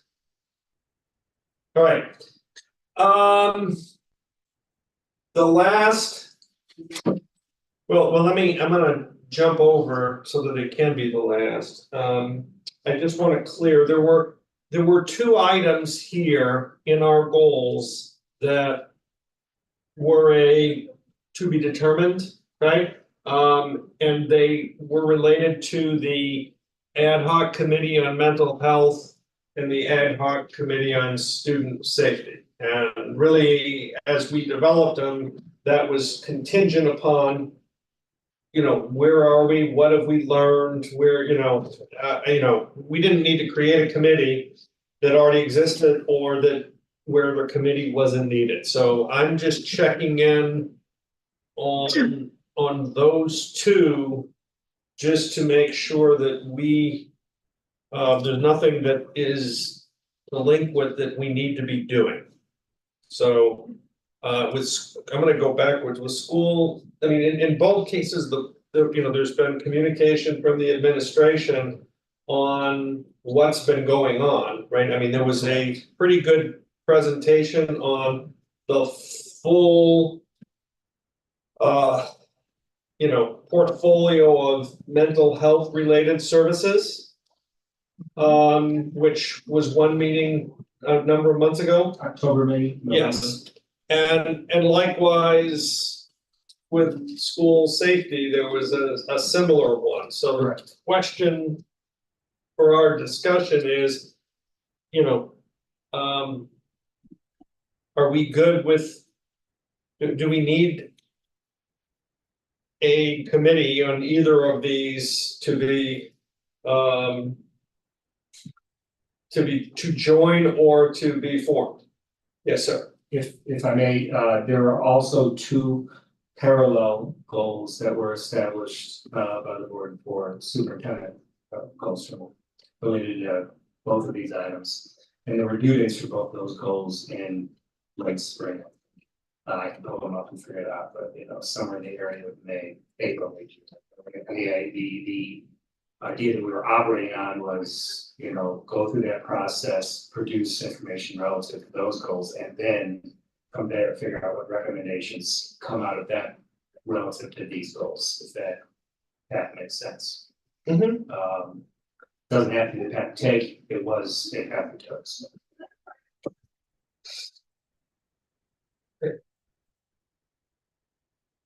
Any I mean, I'm comfortable with, with where we are, meaning that, we don't need to create work here that, you know, I think the path we're on from the administration standpoint is solid. It's going towards what we had, so I would say we don't need any intervention. Agreed. I guess the only question I would have is in terms of timing. Do we bring the decision to a head at some point? I'm particularly concerned about the school safety component. And I feel like our community is and families are I think would be reassured by specific board level attention to school safety and to the perception of our students, to their safe environment. And so I'm thinking about it from that standpoint. I'm not saying that I'm disappointed or frustrated in any way with how things are, with what the administration is doing in assessing these things. But I wonder if we have a timeline for making a decision about whether the board committee is going to be useful. That makes sense. Yeah, it makes sense. I guess I'm just trying to, you know, roll through the clock, right? I mean, what's the end game? What's you know, if we go to our goal. The end game is creating a board committee. Or deciding we're not going Or to. deciding we're not going to. Yeah. Yeah. And so I guess that's my question is, when's that moment that we decide, you know what, we're not gonna do this? Right. So, and if we are gonna do it, let's get started. Yeah, that last question, I don't mean to butt into this conversation unnecessarily, so let me know if more conversation is needed before I go, but to somewhat reiterate what I shared previously. In a document related to board goals regarding student safety, talks about recommendations and procedures for, you know, safety and security personnel, particularly, you know, new folks that we've hired and how that unfolds. The idea is that a document providing recommendations for the procedures be developed and laying out those initial implementation steps would come to the board, and deadline we had for that was to bring that by the end of the current school year. And so the idea was, you know, now that wasn't a response. Actually, I want to tease that out from a response to a specific event, right? That's a separate process, kind of analyzing what that event is and how to respond. And I alluded to that in the superintendent's comments earlier. When this goal was, I think, originally identified, it was more broad to overall safety kind of procedures and measures and so on. The idea was we would do research, work with new personnel, work on some of the implementation of new initiatives and practices that we put in place as a response to board actions last school year. And then by the end of the school year, kind of give a summative assessment of that. And at that point, determine, are there other steps needed? Where do we go with that? And maybe that would be a committee or other things that we would do. Now, if the committee is needed prior to that point, or if that's the will of the board, we can find out other ways to incorporate that and move forward. But that was the we were working on as an administrative team. Okay, so if I'm hearing you, it's just by the end of the school year? Correct. Okay. And that's a comprehensive approach. Now, it's important to distinguish that from a SWOT analysis of these things. Right. Okay. And I'm thinking, Greg, that you know, a board level committee, that committee, I think it's involved, and I think the questions that it would be asking would be significantly broader than what you just laid out. But maybe, yeah, maybe I should share with you some of those ideas. I think there were things that we talked about in our brainstorming session that came out that may have been lost over the past months that you know, maybe simply could be added to that list and could be done by the administration over the next couple of months, and it may obviate the need for a board committee. So let me do that. I can go back to my notes from our goal sessions and find some of that. I think that, and then, you know, the other thing, because I know there's some policy related work being done related to gun store, right? That would all be part of that umbrella, correct? Yeah. You know, and actually, thank you for bringing that up because I had a question privately from board member Mooraj a little while ago. And our policy committee meeting also met regarding safe gun storage. And our plan is to bring a draft policy for the boards, our admin team to bring a draft policy for the board to consider at the March committee meeting. Okay, so that'll be next month. I'm happy, thank you for teeing that up. I'm happy to say that out to the community as well.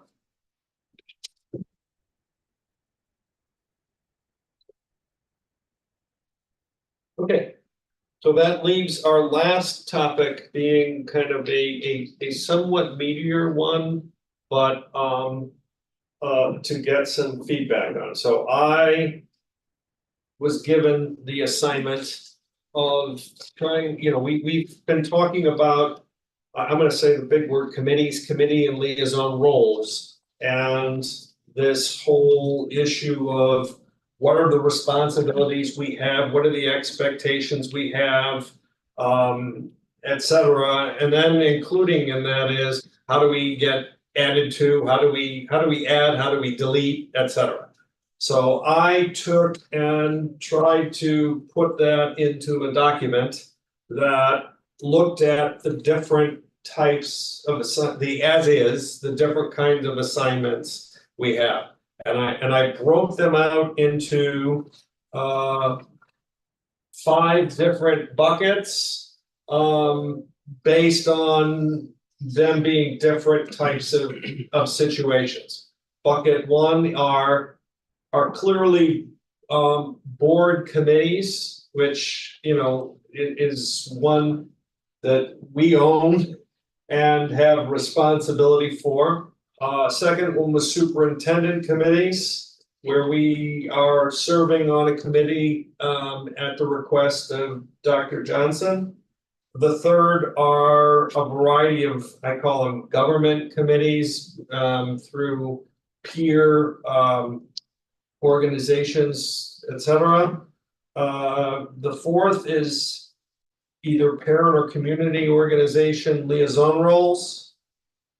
And the fifth, which I couldn't squeeze into another bucket, was the scholarship foundation, because it has certain bylaws or whatever that I need to fully understand, but there is a requirement of our involvement. So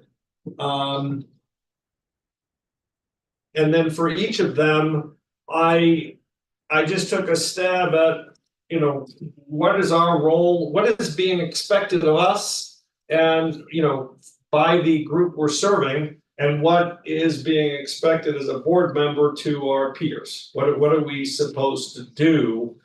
Because in some cases, you know, we've had various organizations, but has there been no reporting back to it that needs to be done, et cetera. So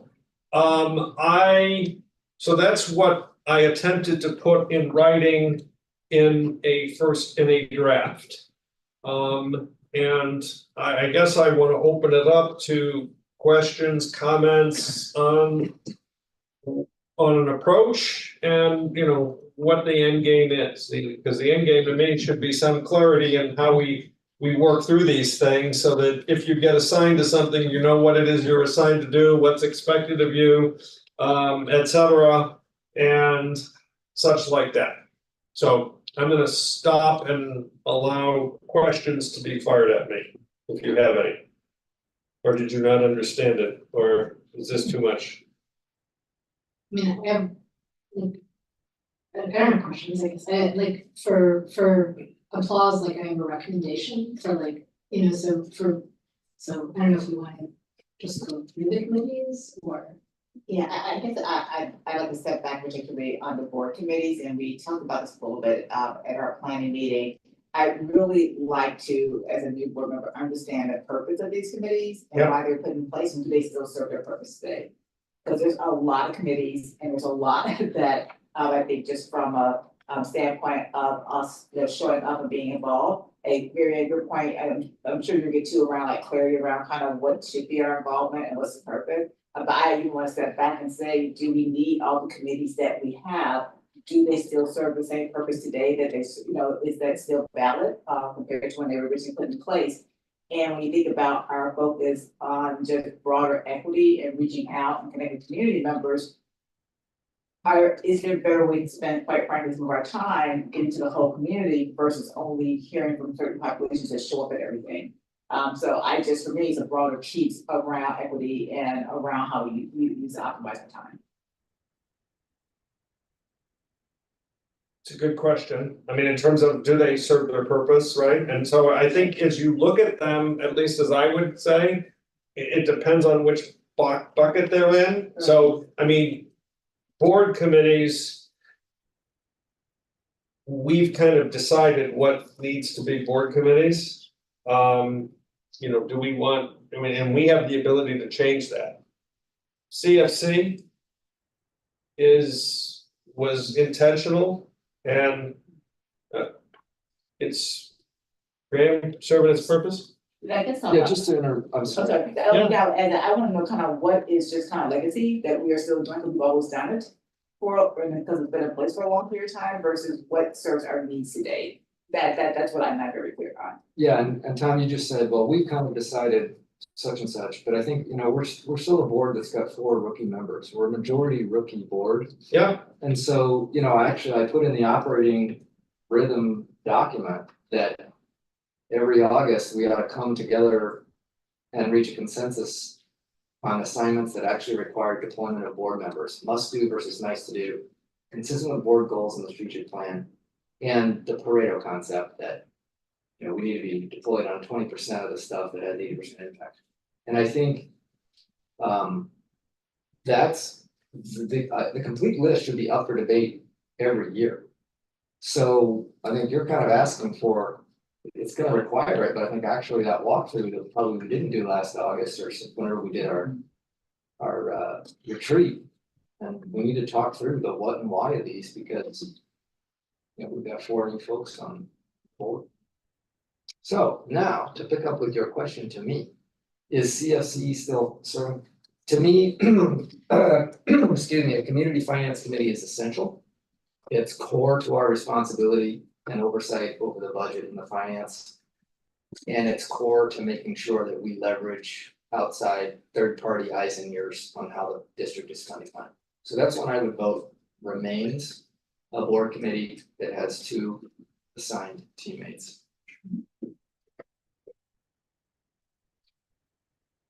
I second. I agree. And that has not been the case. I mean, we've been through cycles of not having and having. So this is not what I would call a legacy issue. This is a reasonably newer, we've been through, different cycles. So, okay. CCB. So I just want to note, I've never served on CCB, and I've gotten, I think, a fair sense of what it is from people reporting back. But it would have been actually helpful when I came on the board initially and when we were doing committee assignments to have someone say, this is CCB, this is what CCB does, right? And I think for people who are who've been around forever, like it so well, it wouldn't occur to you to need to define it. But finance is very obvious what finance does. CCB is not obvious. I'll speak to, there's sort of 2 components. One is, I think it's state law, right? If I'm wrong, that we have to have a committee of faculty, parents, and administration and board. So those components that have to review the DEP on an annual basis. Yeah, Parent Teacher Advisory Committee. So in the state law, it's referred to the acronym PTAC. This serves that purpose. So it's parent teachers.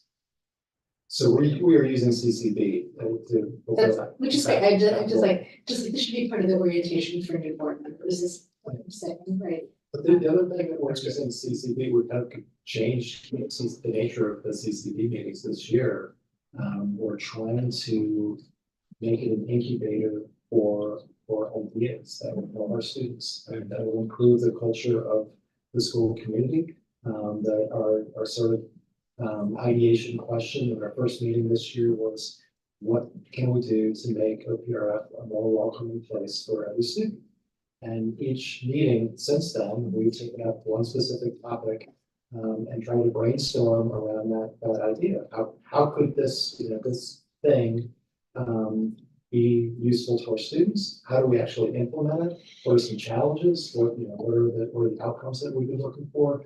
And the goal each time has been to have concrete ideas that the administration can take back to the leadership team, take to the deans, wherever the topic is and wherever the people within the school that would implement to further vet it and hopefully eventually run with it. So that's been I think a pretty major shift for the work of CCB. My instinct is it's been well received and the people that are coming each month are highly engaged. So, Jonathan, you want to add? No, I completely second that. It's been a very dynamic, rich process, and I always go back to I was rushing to get here on time for the third meeting, because of the third meeting right after the holiday, and was, one of the coldest nights of the year, and I was like, oh, the place was just packed, absolutely packed. The process is really working. It's what people are really invested in, and it is a really dynamic process. So I think it's exciting to see what it is. That sounds great to me. I just want new board members to be oriented. That's all. Well, and Marianne, your question is a good one, and it links to something that was discussed in IGA, right? Which as I'm synthesizing what folks, here it is this was an attempt to try to put all we do in kind of different boxes, and we gotta say how many, it's like a menu, how many in bucket B do we want, et cetera, et cetera. But what I think would also be helpful is really a one pager on each thing we do that answers all the key questions. What is it? What's the history? Why does it exist, et cetera? And that can be that will be more to provide the details of each, so that when not just for board members, but for community members that are interested, they want to get involved in the school.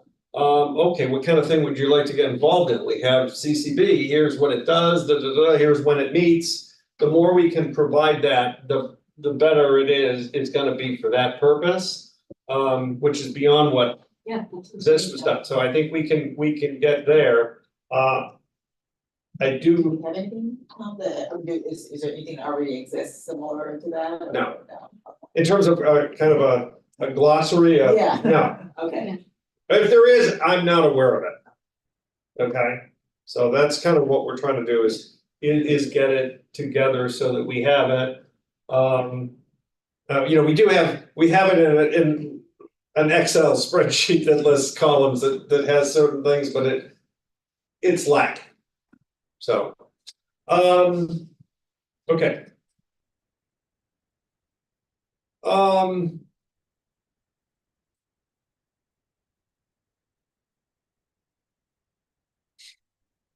It's helpful, but there's a lot, so I'm going to try to put together. Yeah, I guess the discussion on which ones stay and which, I would say one of the bigger things as I went through this and that I've dealt with from it was what the board obligation and what the board responsibility is. What are they expecting? Because many legacy ones were, oh yeah, board member will be at this every Monday, and I think we need to determine what is the most effective way. We're having the exact conversation we should be having, which is a granular walkthrough of every one of these, ask ourselves the why. Should we not, or should it change its form? Yeah. So then that's from that one. Well, I see early childhood on here. Yeah, so Okay, am I looking the wrong the early childhood collaboration. And I think, Yes. I think what was missing was kind of the tee up that tonight we're gonna be discussing Tom's memo that was emailed on January 27th. Yeah. Cause I'm walking through your email of January 27th. Yeah, that's what- we're walking through. Yeah, that's what. Yeah, so I think the next one is early childhood coverage. And we are obligated in a tri-board agreement to that. Are we obligated to send 2 people? We are. Yes. We are. Okay. I'll give you my 2 cents on it, since I've been around the collaboration for a while. You know, we contribute a 6-figure sum, so that's quite substantial. So certainly there should be some form of board representation. Until just now, I would have thought that it could be treated more like a liaison, where you would have 1 board member. But I'm hearing that we've obligated ourselves to 2, which is fine. And that, of course, is apart and separate from our full board showing up. What is it, once a year for the annual meeting like we just did at D97. So it sounds like that one, we've got some kind of written commitment to. We've got bylaws that we're obligated to. Yeah, we have an IGA with them. Yeah. Yes, that creates that. And the last of these is one that we've talked about that is looking at being reinvigorated, which would be the tri-board on equity. So that's where we're saying we're gonna add one. Yeah, I don't know the background on that, that'd be great to hear a little background. You know the background, Fred, right? The background on what the committee. The tri-board on equity. Right, it has not existed since about 2018. I'm gonna guess 2019. I don't know. It pre-COVID, yeah. Yeah, it was pre-COVID, and I believe in my employment in this district, there's only been 1 meeting. So that would have been 17 or 18. I think, no, there were actually 2 meetings. Since I've been here? Well, maybe not since you've been here. There were 2 meetings. One was just a general meeting. It was at the River Forest Middle School. And it's just kind of a going around the horn, what is equity, you know, just a lot of discussion about equity. And then the next year, there was a meeting here. And the focus of that meeting was on data sharing. And that might have been the one you were at, Greg. Was that an equity meeting? That was, yes, it's right, because all 3 boards were there. And that was kind of the impetus of going forward to try to get some formalized data sharing agreement between the 3 districts, which will eventually actually turned into a law, right? And there've been 2. Right. Okay, so now I know that the 3 boards we're talking about is 90, 97, and 200. And 200, right. And who's driving the reigniting of this? Well, we kind of are.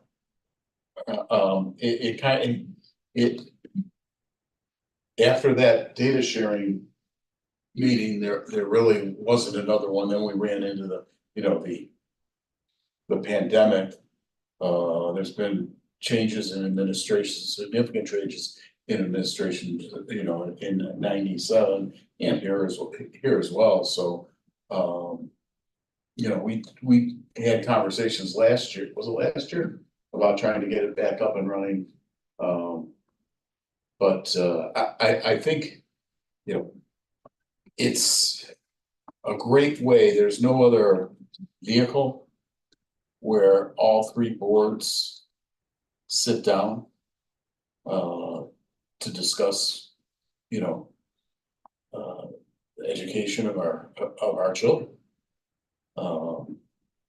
And you know, equity is always front and center, but it also has to do with you know, with students as they grow and continue. Which continues to be a constant issue, it feels like. Exactly. Are we in visibility, or even cooperation and synchronization between curriculums, all kinds of stuff.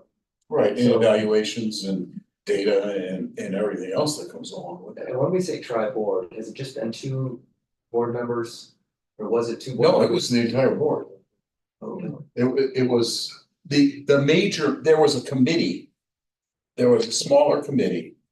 All right, it almost like how it works with collaboration. Okay. So there was a smaller committee that I think was 1 or 2 board members from each. All right, that, you know, that then moved into and created whatever the topic was for the larger 3-board annual meeting. Do you think this makes sense as a tri-board thing, or does it make sense as maybe a superintendent committee where the superintendents are getting together and a couple of board members from each district coming together? You know, you guys get on. I'm not sure what Greg's communication is with the other administrations in the other districts. But this was specifically to be at the board level. Right, and have discussions that would be more board appropriate than administrative. I think the exploration that Fred is tasked with making is, you know, to reach out to the other boards and explore, you know, are there things that we should be collaborating on? Is this worth reviving? Maybe it's for equity, but maybe it's for other things as well. What are the common issues that truly a joint session of all 3 boards could be useful to the community or productive in some way, really advance, you know, a specific issue. I mean, it is on this list, and it is in our goals, specifically in the goal on equity. And Jonathan, you were championing and you were the voice behind this as kind of an action item. So I'm seeing this as a shift than what we discussed when we set up our board goal. So I just want to make sure we're not losing sight of that. And that could just be my own personal take, so maybe I was hoping for more, and that's not consensus. If we're limiting this to only exploring with the other 2 boards, you know, a truly a tri-equity, you know, summit, that's fine. I think that it potentially could be more. I don't disagree. I'm just trying to go from why it's on our discussion and why it's on the agenda. So I think that, you know, to keep moving through, because we're gonna click through these, right? This one doesn't exist today, right? And these 2 gentlemen, right? It's you 2? Are kind of. Fred is the one that initially brought this up because he had. Yeah, I mean, your name is assigned to it, so before we do anything, you're gonna come back with more and we'll figure it out. We're not adding it yet, but you've been assigned to do that, so it could be an add. Yes. Good. Absolutely. Okay. All right, Go to the next one. so we can now go to superintendent committees. Right? And so. What? These ones, you know, again, from an expectation standpoint, we typically may have 2 board members assigned, right? There's not a requirement that there be 2 board members assigned. It's more to have backup, right? It's not functioning in that role. It's to have representation on one of the key topics within your domain, right? Correct. So it's a little bit, it's different than a board committee, clearly. It's not subject to Open Meetings Act or any other requirement. So the ones that we have there are 4: facility, sustainability, policy, and superintendent.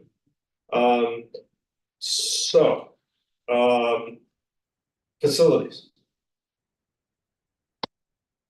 Do we need it? Is a superintendent committee? Absolutely.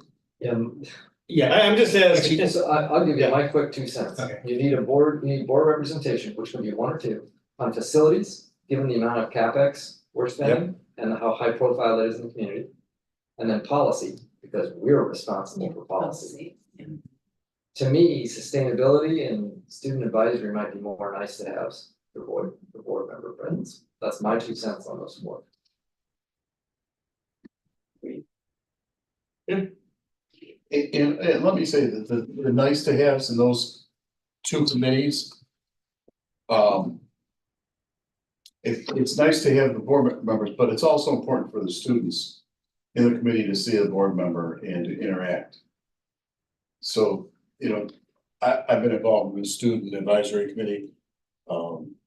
And I think from our perspective, yeah, it's nice to have, but from their perspective, it might be even a little more stronger than that. And that's a good point, because there's perspectives from the other direction that we might be a little blind to. Or I might be a little blind to. Well, it ultimately be how that shows up, right? So in terms of when you do it, because yes, that's important, and does it exceed importance to other things you gotta show up at, right? So that's what you're always trying to balance. And so perhaps there's a different way of making some of this happen than what we're currently doing right now. I like that thought also. And I was interested in sustainability because I work in energy and professionally, I think it's a fun topic. But am I essential to it? Probably not. Oh, can I ask how often sustainability and SSA? Sustainability is it monthly? It's monthly meeting, is that correct? No. Is it quarterly? 2 months or a quarter. Yeah, I'm good at checking. It's either bi-monthly or quarterly. It's every 2 to 3 months. SSA, actually, I could do an announcement on that now. I talked with Tom preliminary, and actually based off a comment you had earlier, but I think maybe a side conversation with you and me, Eddie, as well. I have begun to think about different ways to organize this to make sure that committee is meaningfully integrated into the governance of the school from a student perspective. Something that I think was missing in earlier variations of this when it was largely an ad hoc committee. SSA, maybe we need to table that, and if you're in the midst of revising it, right, table on. Yeah, it's something you want that side comment with. And sustainability, like maybe it only needs to wrap once a year, or I guess, it matters how often we meet, right? Sure. In terms of, what we're expecting people to do. So maybe, once a semester. Yeah, it's changed because the earlier part of it was developing policy. Yeah. Which was board work. Right. So the board had a heavy hand in really getting the foundation because it was board policy. And now it's shifting towards a more of an execution. Yeah. So. And some of these committees, sustainability especially, has a number of kind of side committees that meet. And so there's the effect in the organization of that being much more frequent overall than some others, which is not true with all the other committees. One of the conversations that we had regarding the policy committee is there is a yearly rhythm to that, but not a regular one. Quarterly just doesn't work for how policy goes, right? There's an ad hoc need if there's a policy we really want, say those towards one, right? But there also is a yearly rhythm through press when those policies get revised and brought to the board that we can do it here too. So they're all different. So, how often did you say SSA meets? It had been in the past a month. It's been significant. It's been dormant for a little while now. Okay, and it's got kids on it, I'm assuming. That's right. Here's a thought, is that some of us, Audrey, Marianne, myself, Fred, we're constantly exposed to high school kids who've got kids in the district. Maybe that'd be a fun one for Jonathan to get onto as a way to. It's some high school experience. Exposure to more kids. I'm serious. It's just so valuable to be hearing how they're experiencing high school. So in this bucket, there actually are, I've written 2 others, right? That are on secret ink that you can't see. No, but they come up because they come through dialogue, and it relates to, you know, the work we're doing on goals, communications. Oh. Okay, because that's, you know, we have that in our goals, and it actually is in the strategic plan and Dr. Johnson's, it's there, so there may be, I don't know if it's going to emerge. Or could be, but that's a potential, that would be a superintendent committee? No? Possibly, I see why that could be a possibility. It's not something we have specifically discussed as a superintendent's committee, but it is something we've talked about. You know, a board member or board members might be interested in, so it's close, right, to what a superintendent's committee could be. So I guess there's more thought needs to be had for that. So, I mean, we don't have to add it now, but I mean, it may be something that would emerge, and it would, in my mind, fit in this box. The other one, I don't know what box it would fit in, but it's interesting because we've been spending a lot of time talking about governance. And, you know, doing work that is about setting up governance, and many of the things that we've done, you know, have been these assignments that are related to governance. I don't think we need a committee for it personally, but we rather can do it ad hoc, 2 people at a time and get it done. But it is because we function as a committee of, you know, the cow is that it's best that we do these things in smaller entities and bring it forth rather than have 7 of us all trying to create, you know, and hammer things out. So, since we're in the superintendent's committee category right now, I do want to throw out an extra piece of this analysis that I'm sure the board will be open to, but I think at some point needs to be part of a conversation. That is when we identify those things that are needs and wants. It's a little blurred with that because there are things that are priorities that we're identifying we are making wants or making needs. But what I'm saying is there's an overall scope of committee work here. And there's just, let's calendar that out, right? How does that actually look? Who's attending that? And how are we doing for just overall capacity, right? And it's not to attend solely, right? Calendars can be available to do that, but to meaningfully engage in productive work is something that needs to be considered. And it's easy when we're talking about things that we're identifying as priorities and that we care about to say, well, make the time, make this work, this matters. We feel this, we know this is right, but we still have to have an honest conversation about what capacity we have to immediately dive into that work based off of the overall kind of workload here, that commitment that we have. So I don't know where that conversation takes place, but I hope that the board and I can kind of entertain that idea. You mean board capacity or admin capacity or both? Yes. Okay, both, okay, yeah, no, I agree. It's only fair to say yes. Yeah, no, this is, you know, sort of my overall comment about all of this is, I love that we're systematizing it and looking at each one and figuring that all out. But I do think the workload is extremely heavy, is what I would say. And just from, you know, I've started having conversations with people about running for office and, you know, because I'm rotating off in 2025. And I'm getting a lot of concern just for the board meetings alone, much less the committee stuff and so on, right? In terms of the time commitment on a big position. And I think we have to like be really honest about like who in the community is likely to have this amount of time.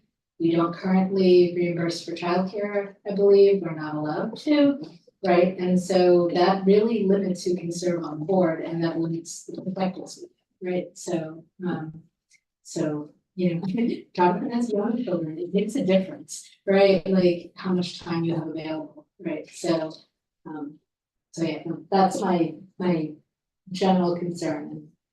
Well, and that's, yeah, I mean, that's part of the reason, because you look at this and it is a daunting list and there's a lot of things and it just, and there's very much a tendency you can add, but you can't remove.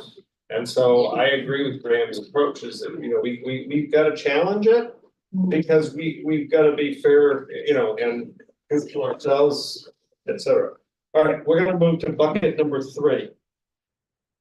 I call them government committees. It's probably not a good word, but, so you got iGov. I like IGov, I vote for stays, and you keep doing it basically as we do it, I find it helpful.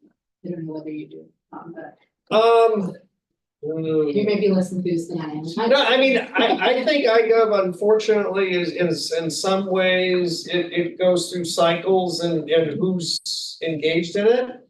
I think there can be strong personalities that kind of wanna wield their own agenda. Yeah. And you know, it's all, like with any one of these things.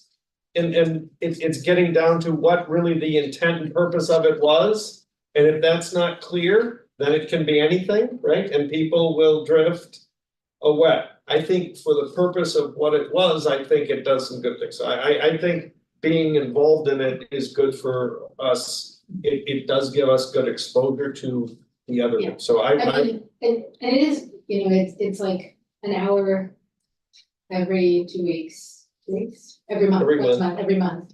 An hour a month, and what I find useful about it is that it just lets me know, I mean, literally the round the table piece where we just go around and say, what are the significant things that have happened at the different park district, library, et cetera, I find really valuable, so. Alright, so we'll keep iGov. Do you guys think it's a 1-person or 2-person deployment? Well, if you have two, I think if you assign two, at least one of us shows up. Yeah. I think it's, right, so only one person needs to. One there, two assigned, one needs to be there. I think it would be very difficult for us to walk away from iGov. Correct. Yeah. Because we would be the one entity. Yeah. Governmental entity. No, we wouldn't. You know, It's good not collaboration. participating. It's good collaboration. Alright, Oak Park Council on Government.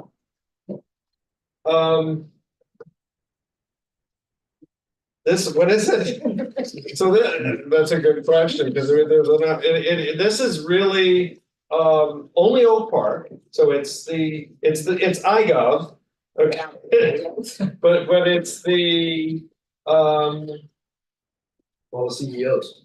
it's the CEOs and board presidents, right? Or I It's like the lead executives and board presidents of the various organizations. So you should have to speak to Yeah, so me. you guys decide. We have no idea.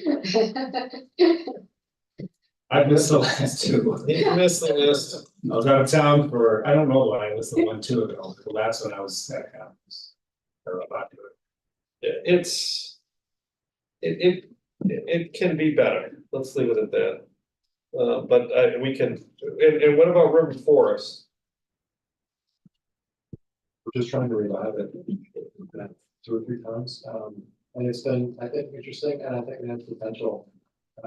We haven't hit on, you know, a common issue to try to band together. Well, the one big thing that it did do several years ago was the combined community calendar.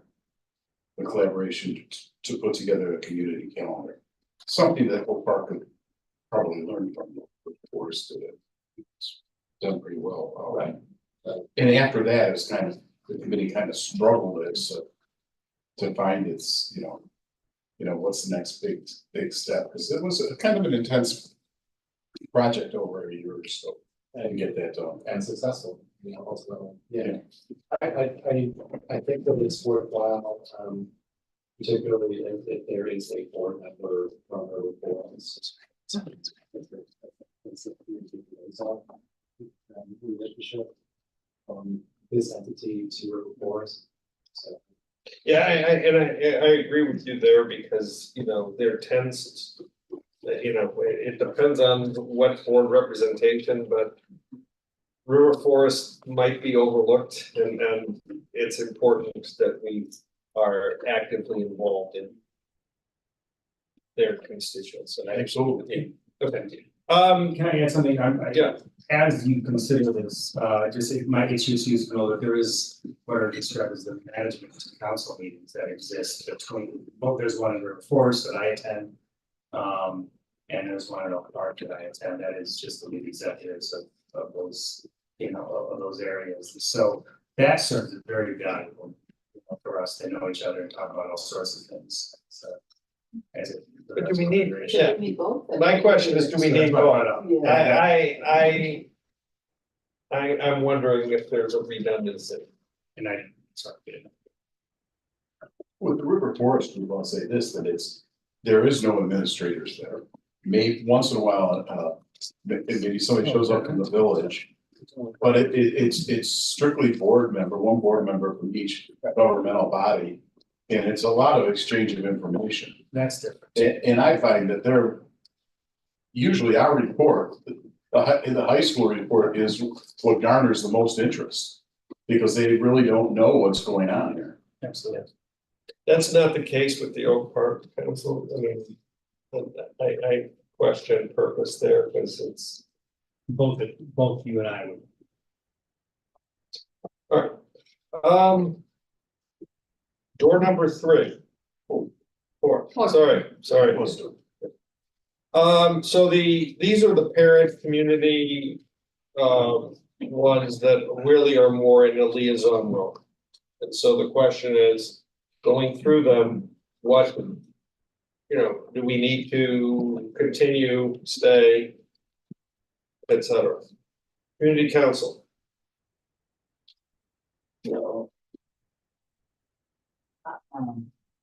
So I struggle more with community council these days. So I was on community council when my oldest son was in high school when I first got involved back in about 2015. I think the makeup of the council has changed and shifted over the years. I think a lot less diversity in terms of a breadth of community members today than I saw when I originally joined the council. And it's a nomination process for the council, so based on who's on there, that depends on who gets nominated to come into the council. I don't know that it's broadly representative of our community, and it takes up a lot of time of the administration and of the team. So that's just where, quite honestly, where I am, where it is today. As a member of the community council, are you a liaison or are you? Well, I was. No, I'm just saying, is the board rep? Yeah. A voting member or just a liaison? No, the board rep is just a liaison, is my understanding of it, and I was on the council before I came on board, and then I kind of stepped back off. But when I rejoined the council, my younger son came back, it just had a very different feel and look than it had when I was on it when my older son was here. So, and again, we talked about connecting with our community more broadly. I don't know if that's still the best way to connect with our community more broadly. Yeah, I was on community council last year and I was only on it that 1 year, but I would agree that it did not seem particularly representative of the community as a whole. And I wonder about, I mean, maybe this is, I assume, under administration's control, like, is a nomination process the best way to organize that? There are community council bylaws, Mhm. and it is a process that is largely governed by the community council members. For that. So you don't have the power to change that. I mean, it is, Tom put this in parent community organizations, but of everything on this list, it's probably to treat it most accurately as a organizational body. It's really its own category with its own Roman numeral here, because it is a hybrid committee. Its membership is voted on by the board, much like a board committee, right, would function. It has these separate bylaws. In some ways, it functions as a superintendent's committee, and how it rolls out. And even, Fred, language you shared there, who's a voting member, how does that work? It actually doesn't function as a body that requires voting members, right? There are official members as voted on by the board, but there are no actions, taken by the council in that way. I mean, can anyone show up to a community council meeting? Yeah, I mean, they are public meetings in that way, sure, there was a specific group that it's intended for it, so. The way that it has historically been organized is there's that, that square table in the faculty cafeteria. And any member who's voted by the board comes and sits around that table. Yeah, and you have name tags printed up, Correct. like place cards with Correct. people's names. And then off to the side, if anybody comes in, they would do that. But there's been a lot of conversations about community council during the breadth of my tenure, for the past 7 years. There's a lot of information It's a conversation on that. A lot of information that's actually shared with them, and I think it's information that can be shared more broadly across the, kind of across communities. Where I am, it's like, because I mean, there's almost there's almost that, yes, you can read it or see things posted, but the engagement with the administration or the conversations that are happening there, I'd like to see happen more broadly in our community. I will say, I did find the community council meeting that I attended last year around safety. I learned a lot just from seeing the parent response versus the student response. So it was useful to me as a board member to get that piece of education, so. What I hear you say, Audrey, is that maybe the range of parents who are speaking and present at that meeting isn't as broad as we might want to hear from. It isn't. Would it make, it sounds like it might make sense to have a revisit of the purpose and mission of. Yeah. That you nailed it, Yeah. right? And that's been sort of my issue with community council. I served on it for 4 years. And from the very first meeting, this is a group that does not have a defined mission. And that manifests through, there are, every year there are a number of members of community council that treat it as an oversight committee. And they think that the purpose of it is to, grill the administration about a number of topics. So it's, in its functioning, it's really problematic. And it's, in my sense of it is, it's also become an enormous time sink for the administration because it is a monthly presentation, not just of Greg, but multiple administrators, multiple people in the leadership team that prepare a presentation for this group. And then there are some, on the committee that treat it as if it's an oversight committee. I think if I had to guess, I suspect the original purpose of it 50 years ago, or whenever it started, was it was a time when there was no ability to communicate directly with the administration, and there were maybe an administration decades ago that was not interested in communicating with the community. And there weren't vehicles for doing that both directions. Well, now there are. There are lots of ways to talk to the board, and talk to the administration. There are lots of ways for us to get the message out to the community. So it is a group in search of a relevant mission. I would agree with you. There was a question about what's the action and purpose, even when I was up earlier. I mean, I think it was a more diverse group, but still, that was the same piece around, just inform, because people wanted to get input and they wanted to somehow be involved and be connected in ways that are different. So to Tim's point, that has been around for a while. And I don't know I forget how long it's been around, but it's been around for a really long time. It's been around for several decades. I was recently looking at the bylaws for it. They were most recently revised in 2015. When they went from being the citizens council to the community council. Yes, I was under at that time. So yes. That's exactly the shift that was made at that point, and I understand the reason behind that name shift. But before that, it had been several years. You can see that kind of the revision history there. So I think in order for the board to have kind of informed conversation about where to go with this, I think a most useful place to start. I mean, certainly the feedback, right, from folks who've been on the council makes sense, and we're getting some of that here. But I think taking a look at those bylaws as they exist, as they were kind of originally intended, would be useful as well. So, which is getting to the purpose of. Right, I mean, yeah, and I think that's the common theme as we go through these is, I would tend to say that the organizations or that we're talking about that seem to be more challenging are the ones that may be lacking in looking for purpose. In clarity of what the purpose is, right? Or it's been hijacked to a different purpose because there was no defined purpose, et cetera. But I mean, I think it's good to know what it is. Well, I'm hearing a time sink on the part of both board members and administration right now for an organization that lacks both mission and purpose. So perhaps it's time to suspend that participation while whomever it is figures out the new mission and purpose for. That was sort of what I was thinking, like it might be time to say that to them, right? Yeah. Now, who does that? Whose job is it now to figure out its mission and purpose? Is it some of its volunteers? That's a good question. I don't know. I'd be interested, we can chew on that, I think ultimately. That committee was designed as, it was serving a board purpose. I think that's a way to understand it, right? It was a board sanctioned liaison committee between community and the administration. And so,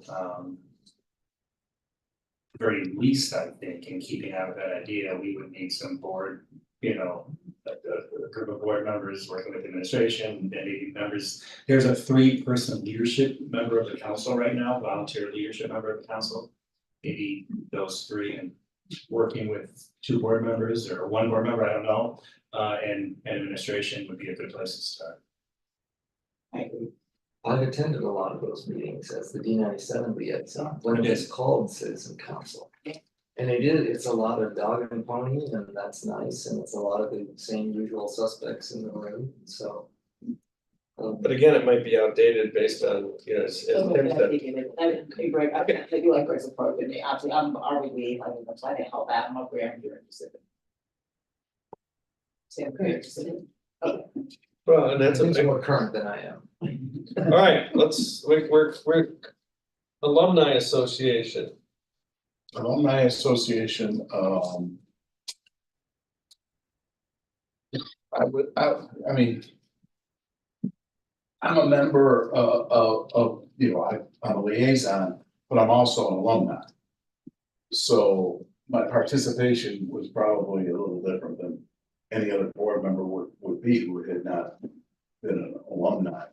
I don't think what do I do at meetings? I give a report of what's going on the board, at the board level. What are we working on? What have we done? And it's nice for them to hear it, but it's certainly, Karen is at each meeting and she can handle that.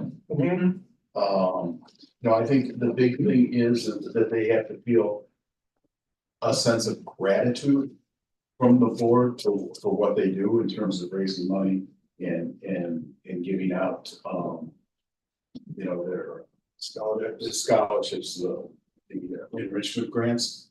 And I think that's really, the only necessary thing the board needs to do is just, But it's a well-oiled machine. Yeah, it runs well. Correct.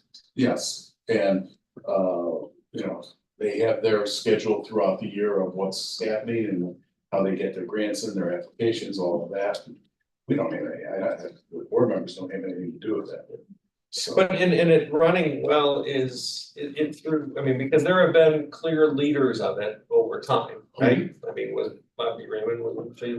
Bobby was, yeah. But I'm just saying. Even in her later days, she was there. But I guess the point is that while you've had certain leaders, the functioning of it kind of has its own cadence. It is more than an individual, it's. Right. Well, there is an administrator. Yeah. Maureen Feynman is the administrator, and Teresa Lipo is the president, and they've expanded the board considerably over the last several years, bringing in new and younger alumni. So I think it's a strong organization. Yeah. And your role is again just on an as needed basis. Yeah, there's really no need so that one's, to be there. My only question with that one, Fred, was, and I know this was, is there any opportunity that like Scholarship Foundation and Alumni Association could merge? Well, I don't know if there would be a merger, but there is a relationship between. Yeah, they are together. There's overlap, but I know there's. Is scholarship committee on this list? Yes, it's under other. Yeah, it's down below. It's got its own. Because it has bylaws and requirements that are. Good. Yeah, okay. It's a conversation worth having. The mission of the scholarship committee is so well defined. It's probably one of the most narrow defined groups. The exact opposite of what we were just discussing. Right. The Alumni Association is pretty well missioned, so. Right, funds go to the community foundation, I think. To be managed. Yeah. And then, there are protocols, written protocols in terms of how funds can be used and how they can be. They can be taken out. All right, I'm gonna keep going. Alum, so that one, we have a mission. Parents for Student Success, that one's just re-emerging. It's re-emerging. I think it's best to understand that as a more traditional, it's a PTA in some way. Yeah. It's re-emerging in that light, and it's really a parent. It's parent-led group. So that helps to narrow that focus. Do they want board participation? I think they'll figure it out, I went to the meeting Tuesday, Dr. Fairbanks has been really helping keeping this up and really pushing, and we have a parent who's willing to step up and actually lead it, which has been the first time they've really been up and running in the past several years, like 5+ years.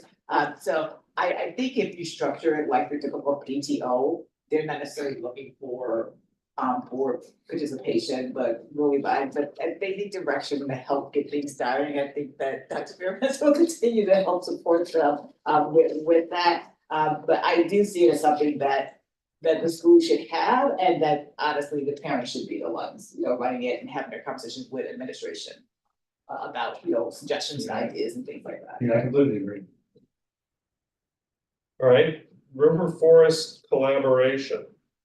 That's what we talked about. So that's the same as the one up above, which is council or government. That's right. I got it twice. Whatever. We're calling it River Forest Community Collaboration. Okay. Apple. Well, Apple is another group that, again, it's a parent group. It's focused on African American students, but still, for me, from like a PTO perspective, it should be an organization that's, kind of self-directed and, and connects with the administration. And so we would have a board rep. I think the board rep, I don't think you can be there all the time, right? So I think, part of the other conversation is figuring out, how, kind of when to show up and for what purpose. From board participation, but I think it's important, I think, it shows love and show every now and then, but I think the purpose would be good. Okay. So, and that's kind of when these ones, this is the shift, which was, you don't need to, this is not a monthly event. This is you're responsible for knowing the leader and working with them. So that's the commonality of this. Okay, applause. Yeah, I would say same thing, except, I guess my recommendation would have been that a board member go for the first hour of the start of your meeting to get a sense of, what all of the performing arts, et cetera, organizations are on campus and what their concerns are, and get just so that there's someone on the board who knows that and introduces themselves and says, I'm your board rep, and then is available to them after that, should they contact you for any, basically. And I kind of feel like that model would work for a bunch of these. Yes. I go up at the start of the year, hello, I'm your board rep. Let me listen to you for a while. Okay, and now if you need anything, get in touch. And if their meeting goes on for 3 hours of logistical conversation, you don't need to stay for the whole thing, right?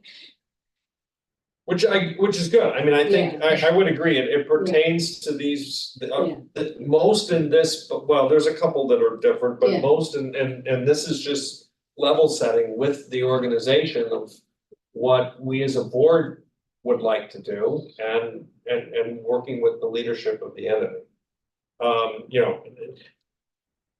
Community council is different because we said there's concern about mission, right? I mean, if you have an organization that has a mission that's a functioning entity, then this is where we fit. Yeah, I think applause basically is functioning.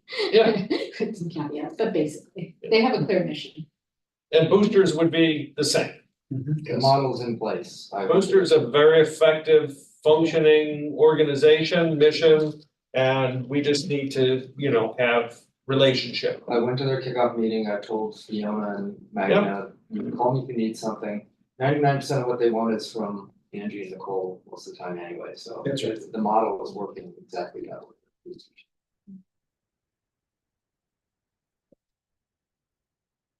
So that model works, and I'm just kind of looking at this group. River Force collaboration really belongs up above with the government ones, but that works for Alumni Association, Apple, Applause, and Boosters. Yep. Those four are all of the same variety.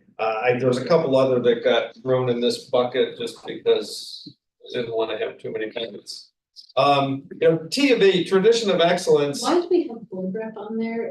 What's the rationale for it?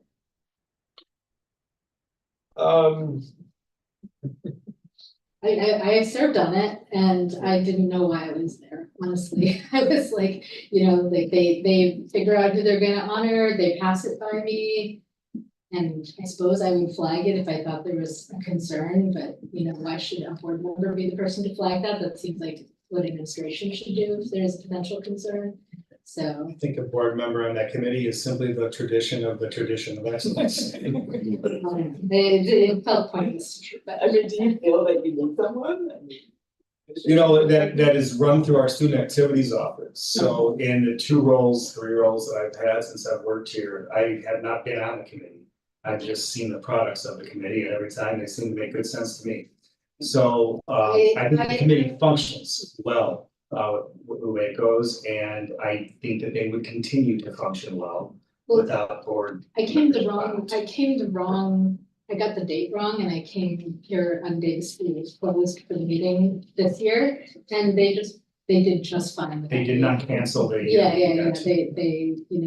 They handled. Well, but there's I would say there's 2 sides to this, which is that there's the selection itself, which is a well-run, and it's awesome because you're working with the kids. So, I mean, this is one of these ones where, if you can do it, you get to work with the kids. So it's a real plus. I mean, is it needed? No. What? I mean, you work with kids for like an hour. I mean. But you're with, but the B side to this, the other side to this is, ultimately being a board liaison to the honorees, because there's an event that's happened. So I would think that right there is really, more of what the board, if I can go back to why, because there's a luncheon or whatever, and it's just to have someone from the board be there as a connection to the honorees. I'm speculating, okay? Well, it's true, and if that's the case, then I guess in terms of rather like the board of selection, you just show up for the reception and show up for the event and help the honoree and just. Which I believe is what you did. Well, versus like being like part of the committee. Just like I went to the teacher appreciation Christmas party. Right. Yes, anybody available come to this? I'll be team. Yeah. So, okay. And then scholarship, we've said is a requirement. Yes. Because of bylaws. Absolutely necessary in my estimation. Okay. So, what did we gain?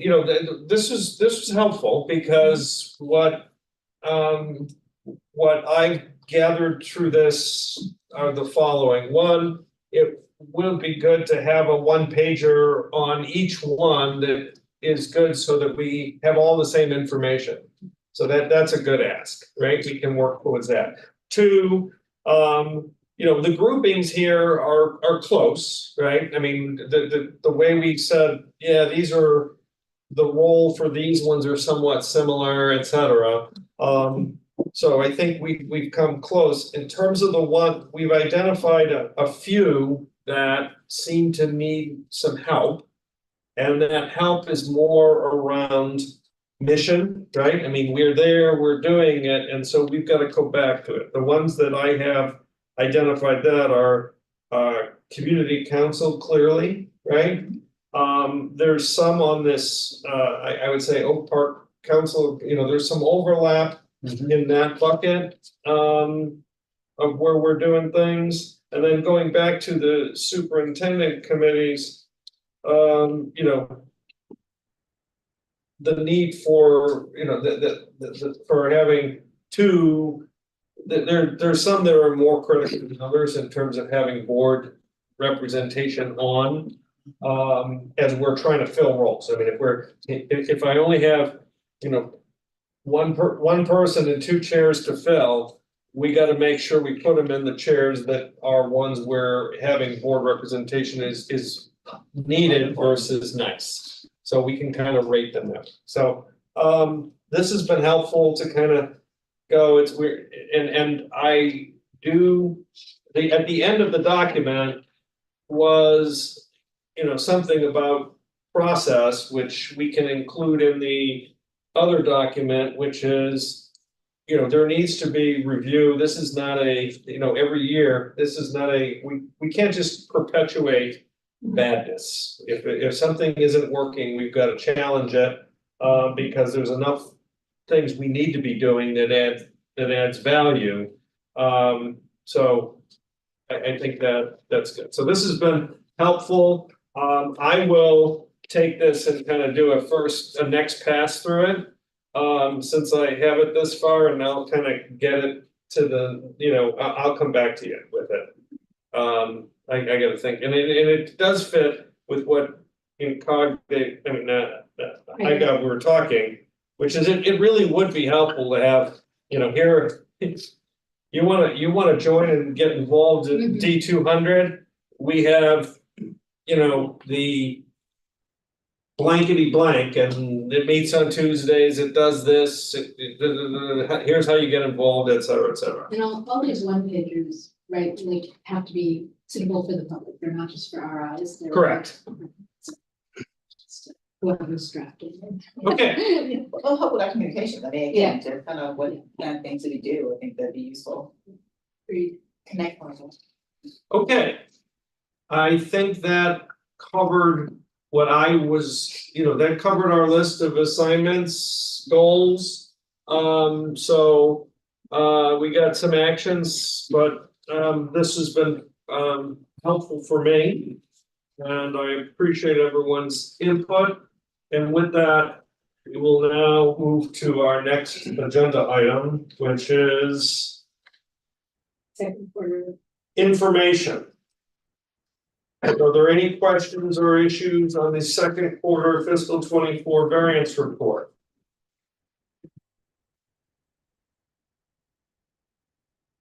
Bob? No. You get a private audience right here.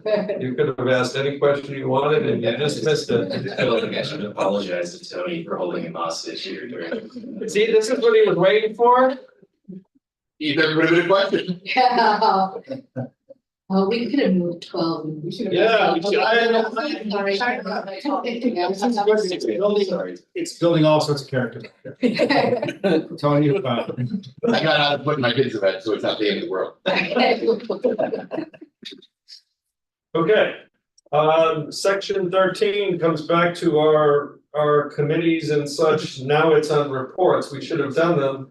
I'm not gonna go through them all. I'm just gonna ask for anyone that has anything that they would like to share on any of the 20 or so that are listed. So I'll do my two. We met a couple weeks ago. We tried a Monday night meeting. It was a disaster, I think, and we are going to go back to sticking to Saturday morning at like 8:30. So we can serve on that. That's probably what it's going to be. It's just functional for the largest majority of people who have disability commitments. And I also I just sent Luann a note asking if she can send the minutes before this meeting, because I don't have a copy of the minutes yet of that meeting, and it would be helpful to have them to report back to you guys. So we haven't set a timeline for when we need to have those minutes. So I sent a note asking if she'd be able to send those. So, but there isn't anything else in there that I think needs to be reported back. Applause, I had a question for applause, and this is kind of a general question, but I realized I just don't know, like a lot of what they do is fundraising for performing arts trips. And I am unclear on what things the school funds in terms of student travel to competitions, et cetera, so on, versus what the parents have to fundraise for. And this doesn't have to be answered today. I don't know, Greg, if there's a simple answer to that. If not, I'd find it helpful to get a sense of like, what gets funded, what do parents have to fundraise for? How do we decide those priorities? That would be useful to me. So what's coming out of the budget versus like they have like a trip to Spain that they're estimating for a group of musicians that they're estimating is gonna cost $4,000 per child. And I'm like, if that's coming out of parents' pockets plus whatever they can fundraise, a lot of kids can't do that, right? So yeah, so that's my question for I don't know where that fits. That's all I have for. Good, thank you. Tim? CCD, I don't want to talk about sort of the topic, but I do want to acknowledge last Wednesday was such a challenging, terrifying day in this building. And yet at the end of the day, until 8 o'clock at night, Linda and Andrea and Tanya and a number of faculty were in the room at CCB, engaged and doing their best. And they were clearly exhausted. It was such a hard day for everyone. But I'm so grateful that they just for their presence, and I just wanted to acknowledge that. I really appreciate that. Thank you. Thank you. Anyone else on any updates? Just a couple, quickly, from Apple, they met, last meeting was on the 6th of February, and they don't have a ton of participation, but they did a resource night that I thought was really helpful. So we had information for, just students, everything from summer programs to scholarships that are available to where you apply for summer jobs and how to think about FAFSA. They talked about the summer school, about the scholarship foundation, but really a lot of good resources provided for for parents that's available. So that was there. And then community houses quickly, because when their regular team did a great job kind of doing an update on some of the 5 essentials and sharing the surveys. And part of what came out of there was a lot of questions about the English language learners. So quite a bit of discussion about the resources and the approach. So as we think about what we communicate out, I think there may be some more opportunity to help the community understand more about that. And then also just information about what a member asked. If you don't have a student at the high school, how do you learn more about events and what's going on? So just we get back to what we're trying to do about communication. How do you reach out and get out to the community?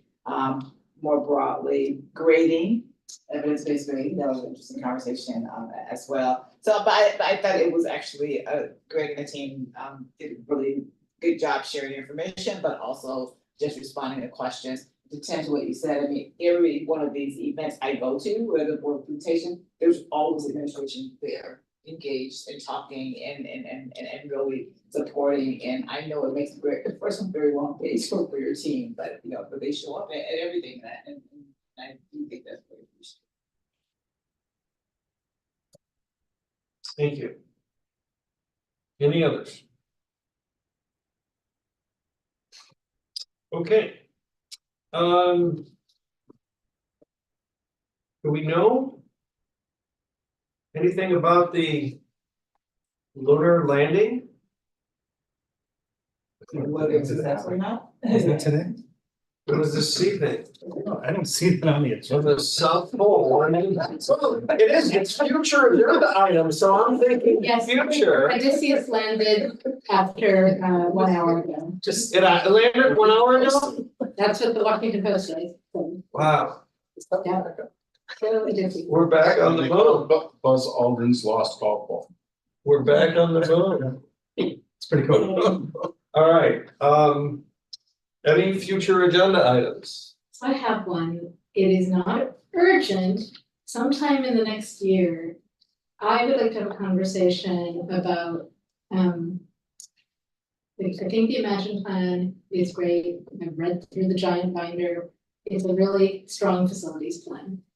I'm a little concerned about, like, just, like, because we have a very detailed facilities plan, that we then go from project 1 to project 2 to project 3, and I know Fred has been saying we need to revise at every stage all along, so just kind of in terms of between project 2 and project 3, I kind of wanna make sure that we pause and reevaluate, are we putting the right proportion of the budget towards physical capital versus human capital? So that's my question, right? Like, you know, and I won't be here probably for when those decisions are being made, but I feel like the board should have a conversation about, you know, what the priorities are, and I think that would need to be informed by administration, but like, if, you know, if we're, you know, going for project 2 and we're starting to look towards project 3, you know, that there be a pausing point where we stop and say, are we well staffed? Basically, do we have the social workers we need? Do we have the counselors, et cetera, so on?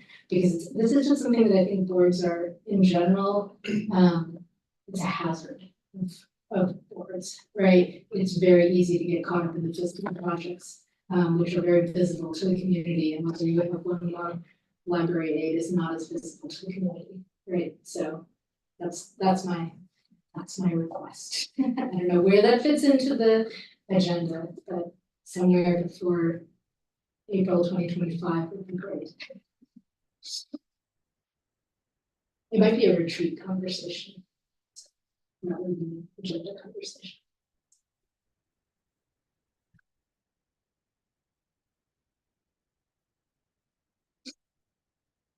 Any others?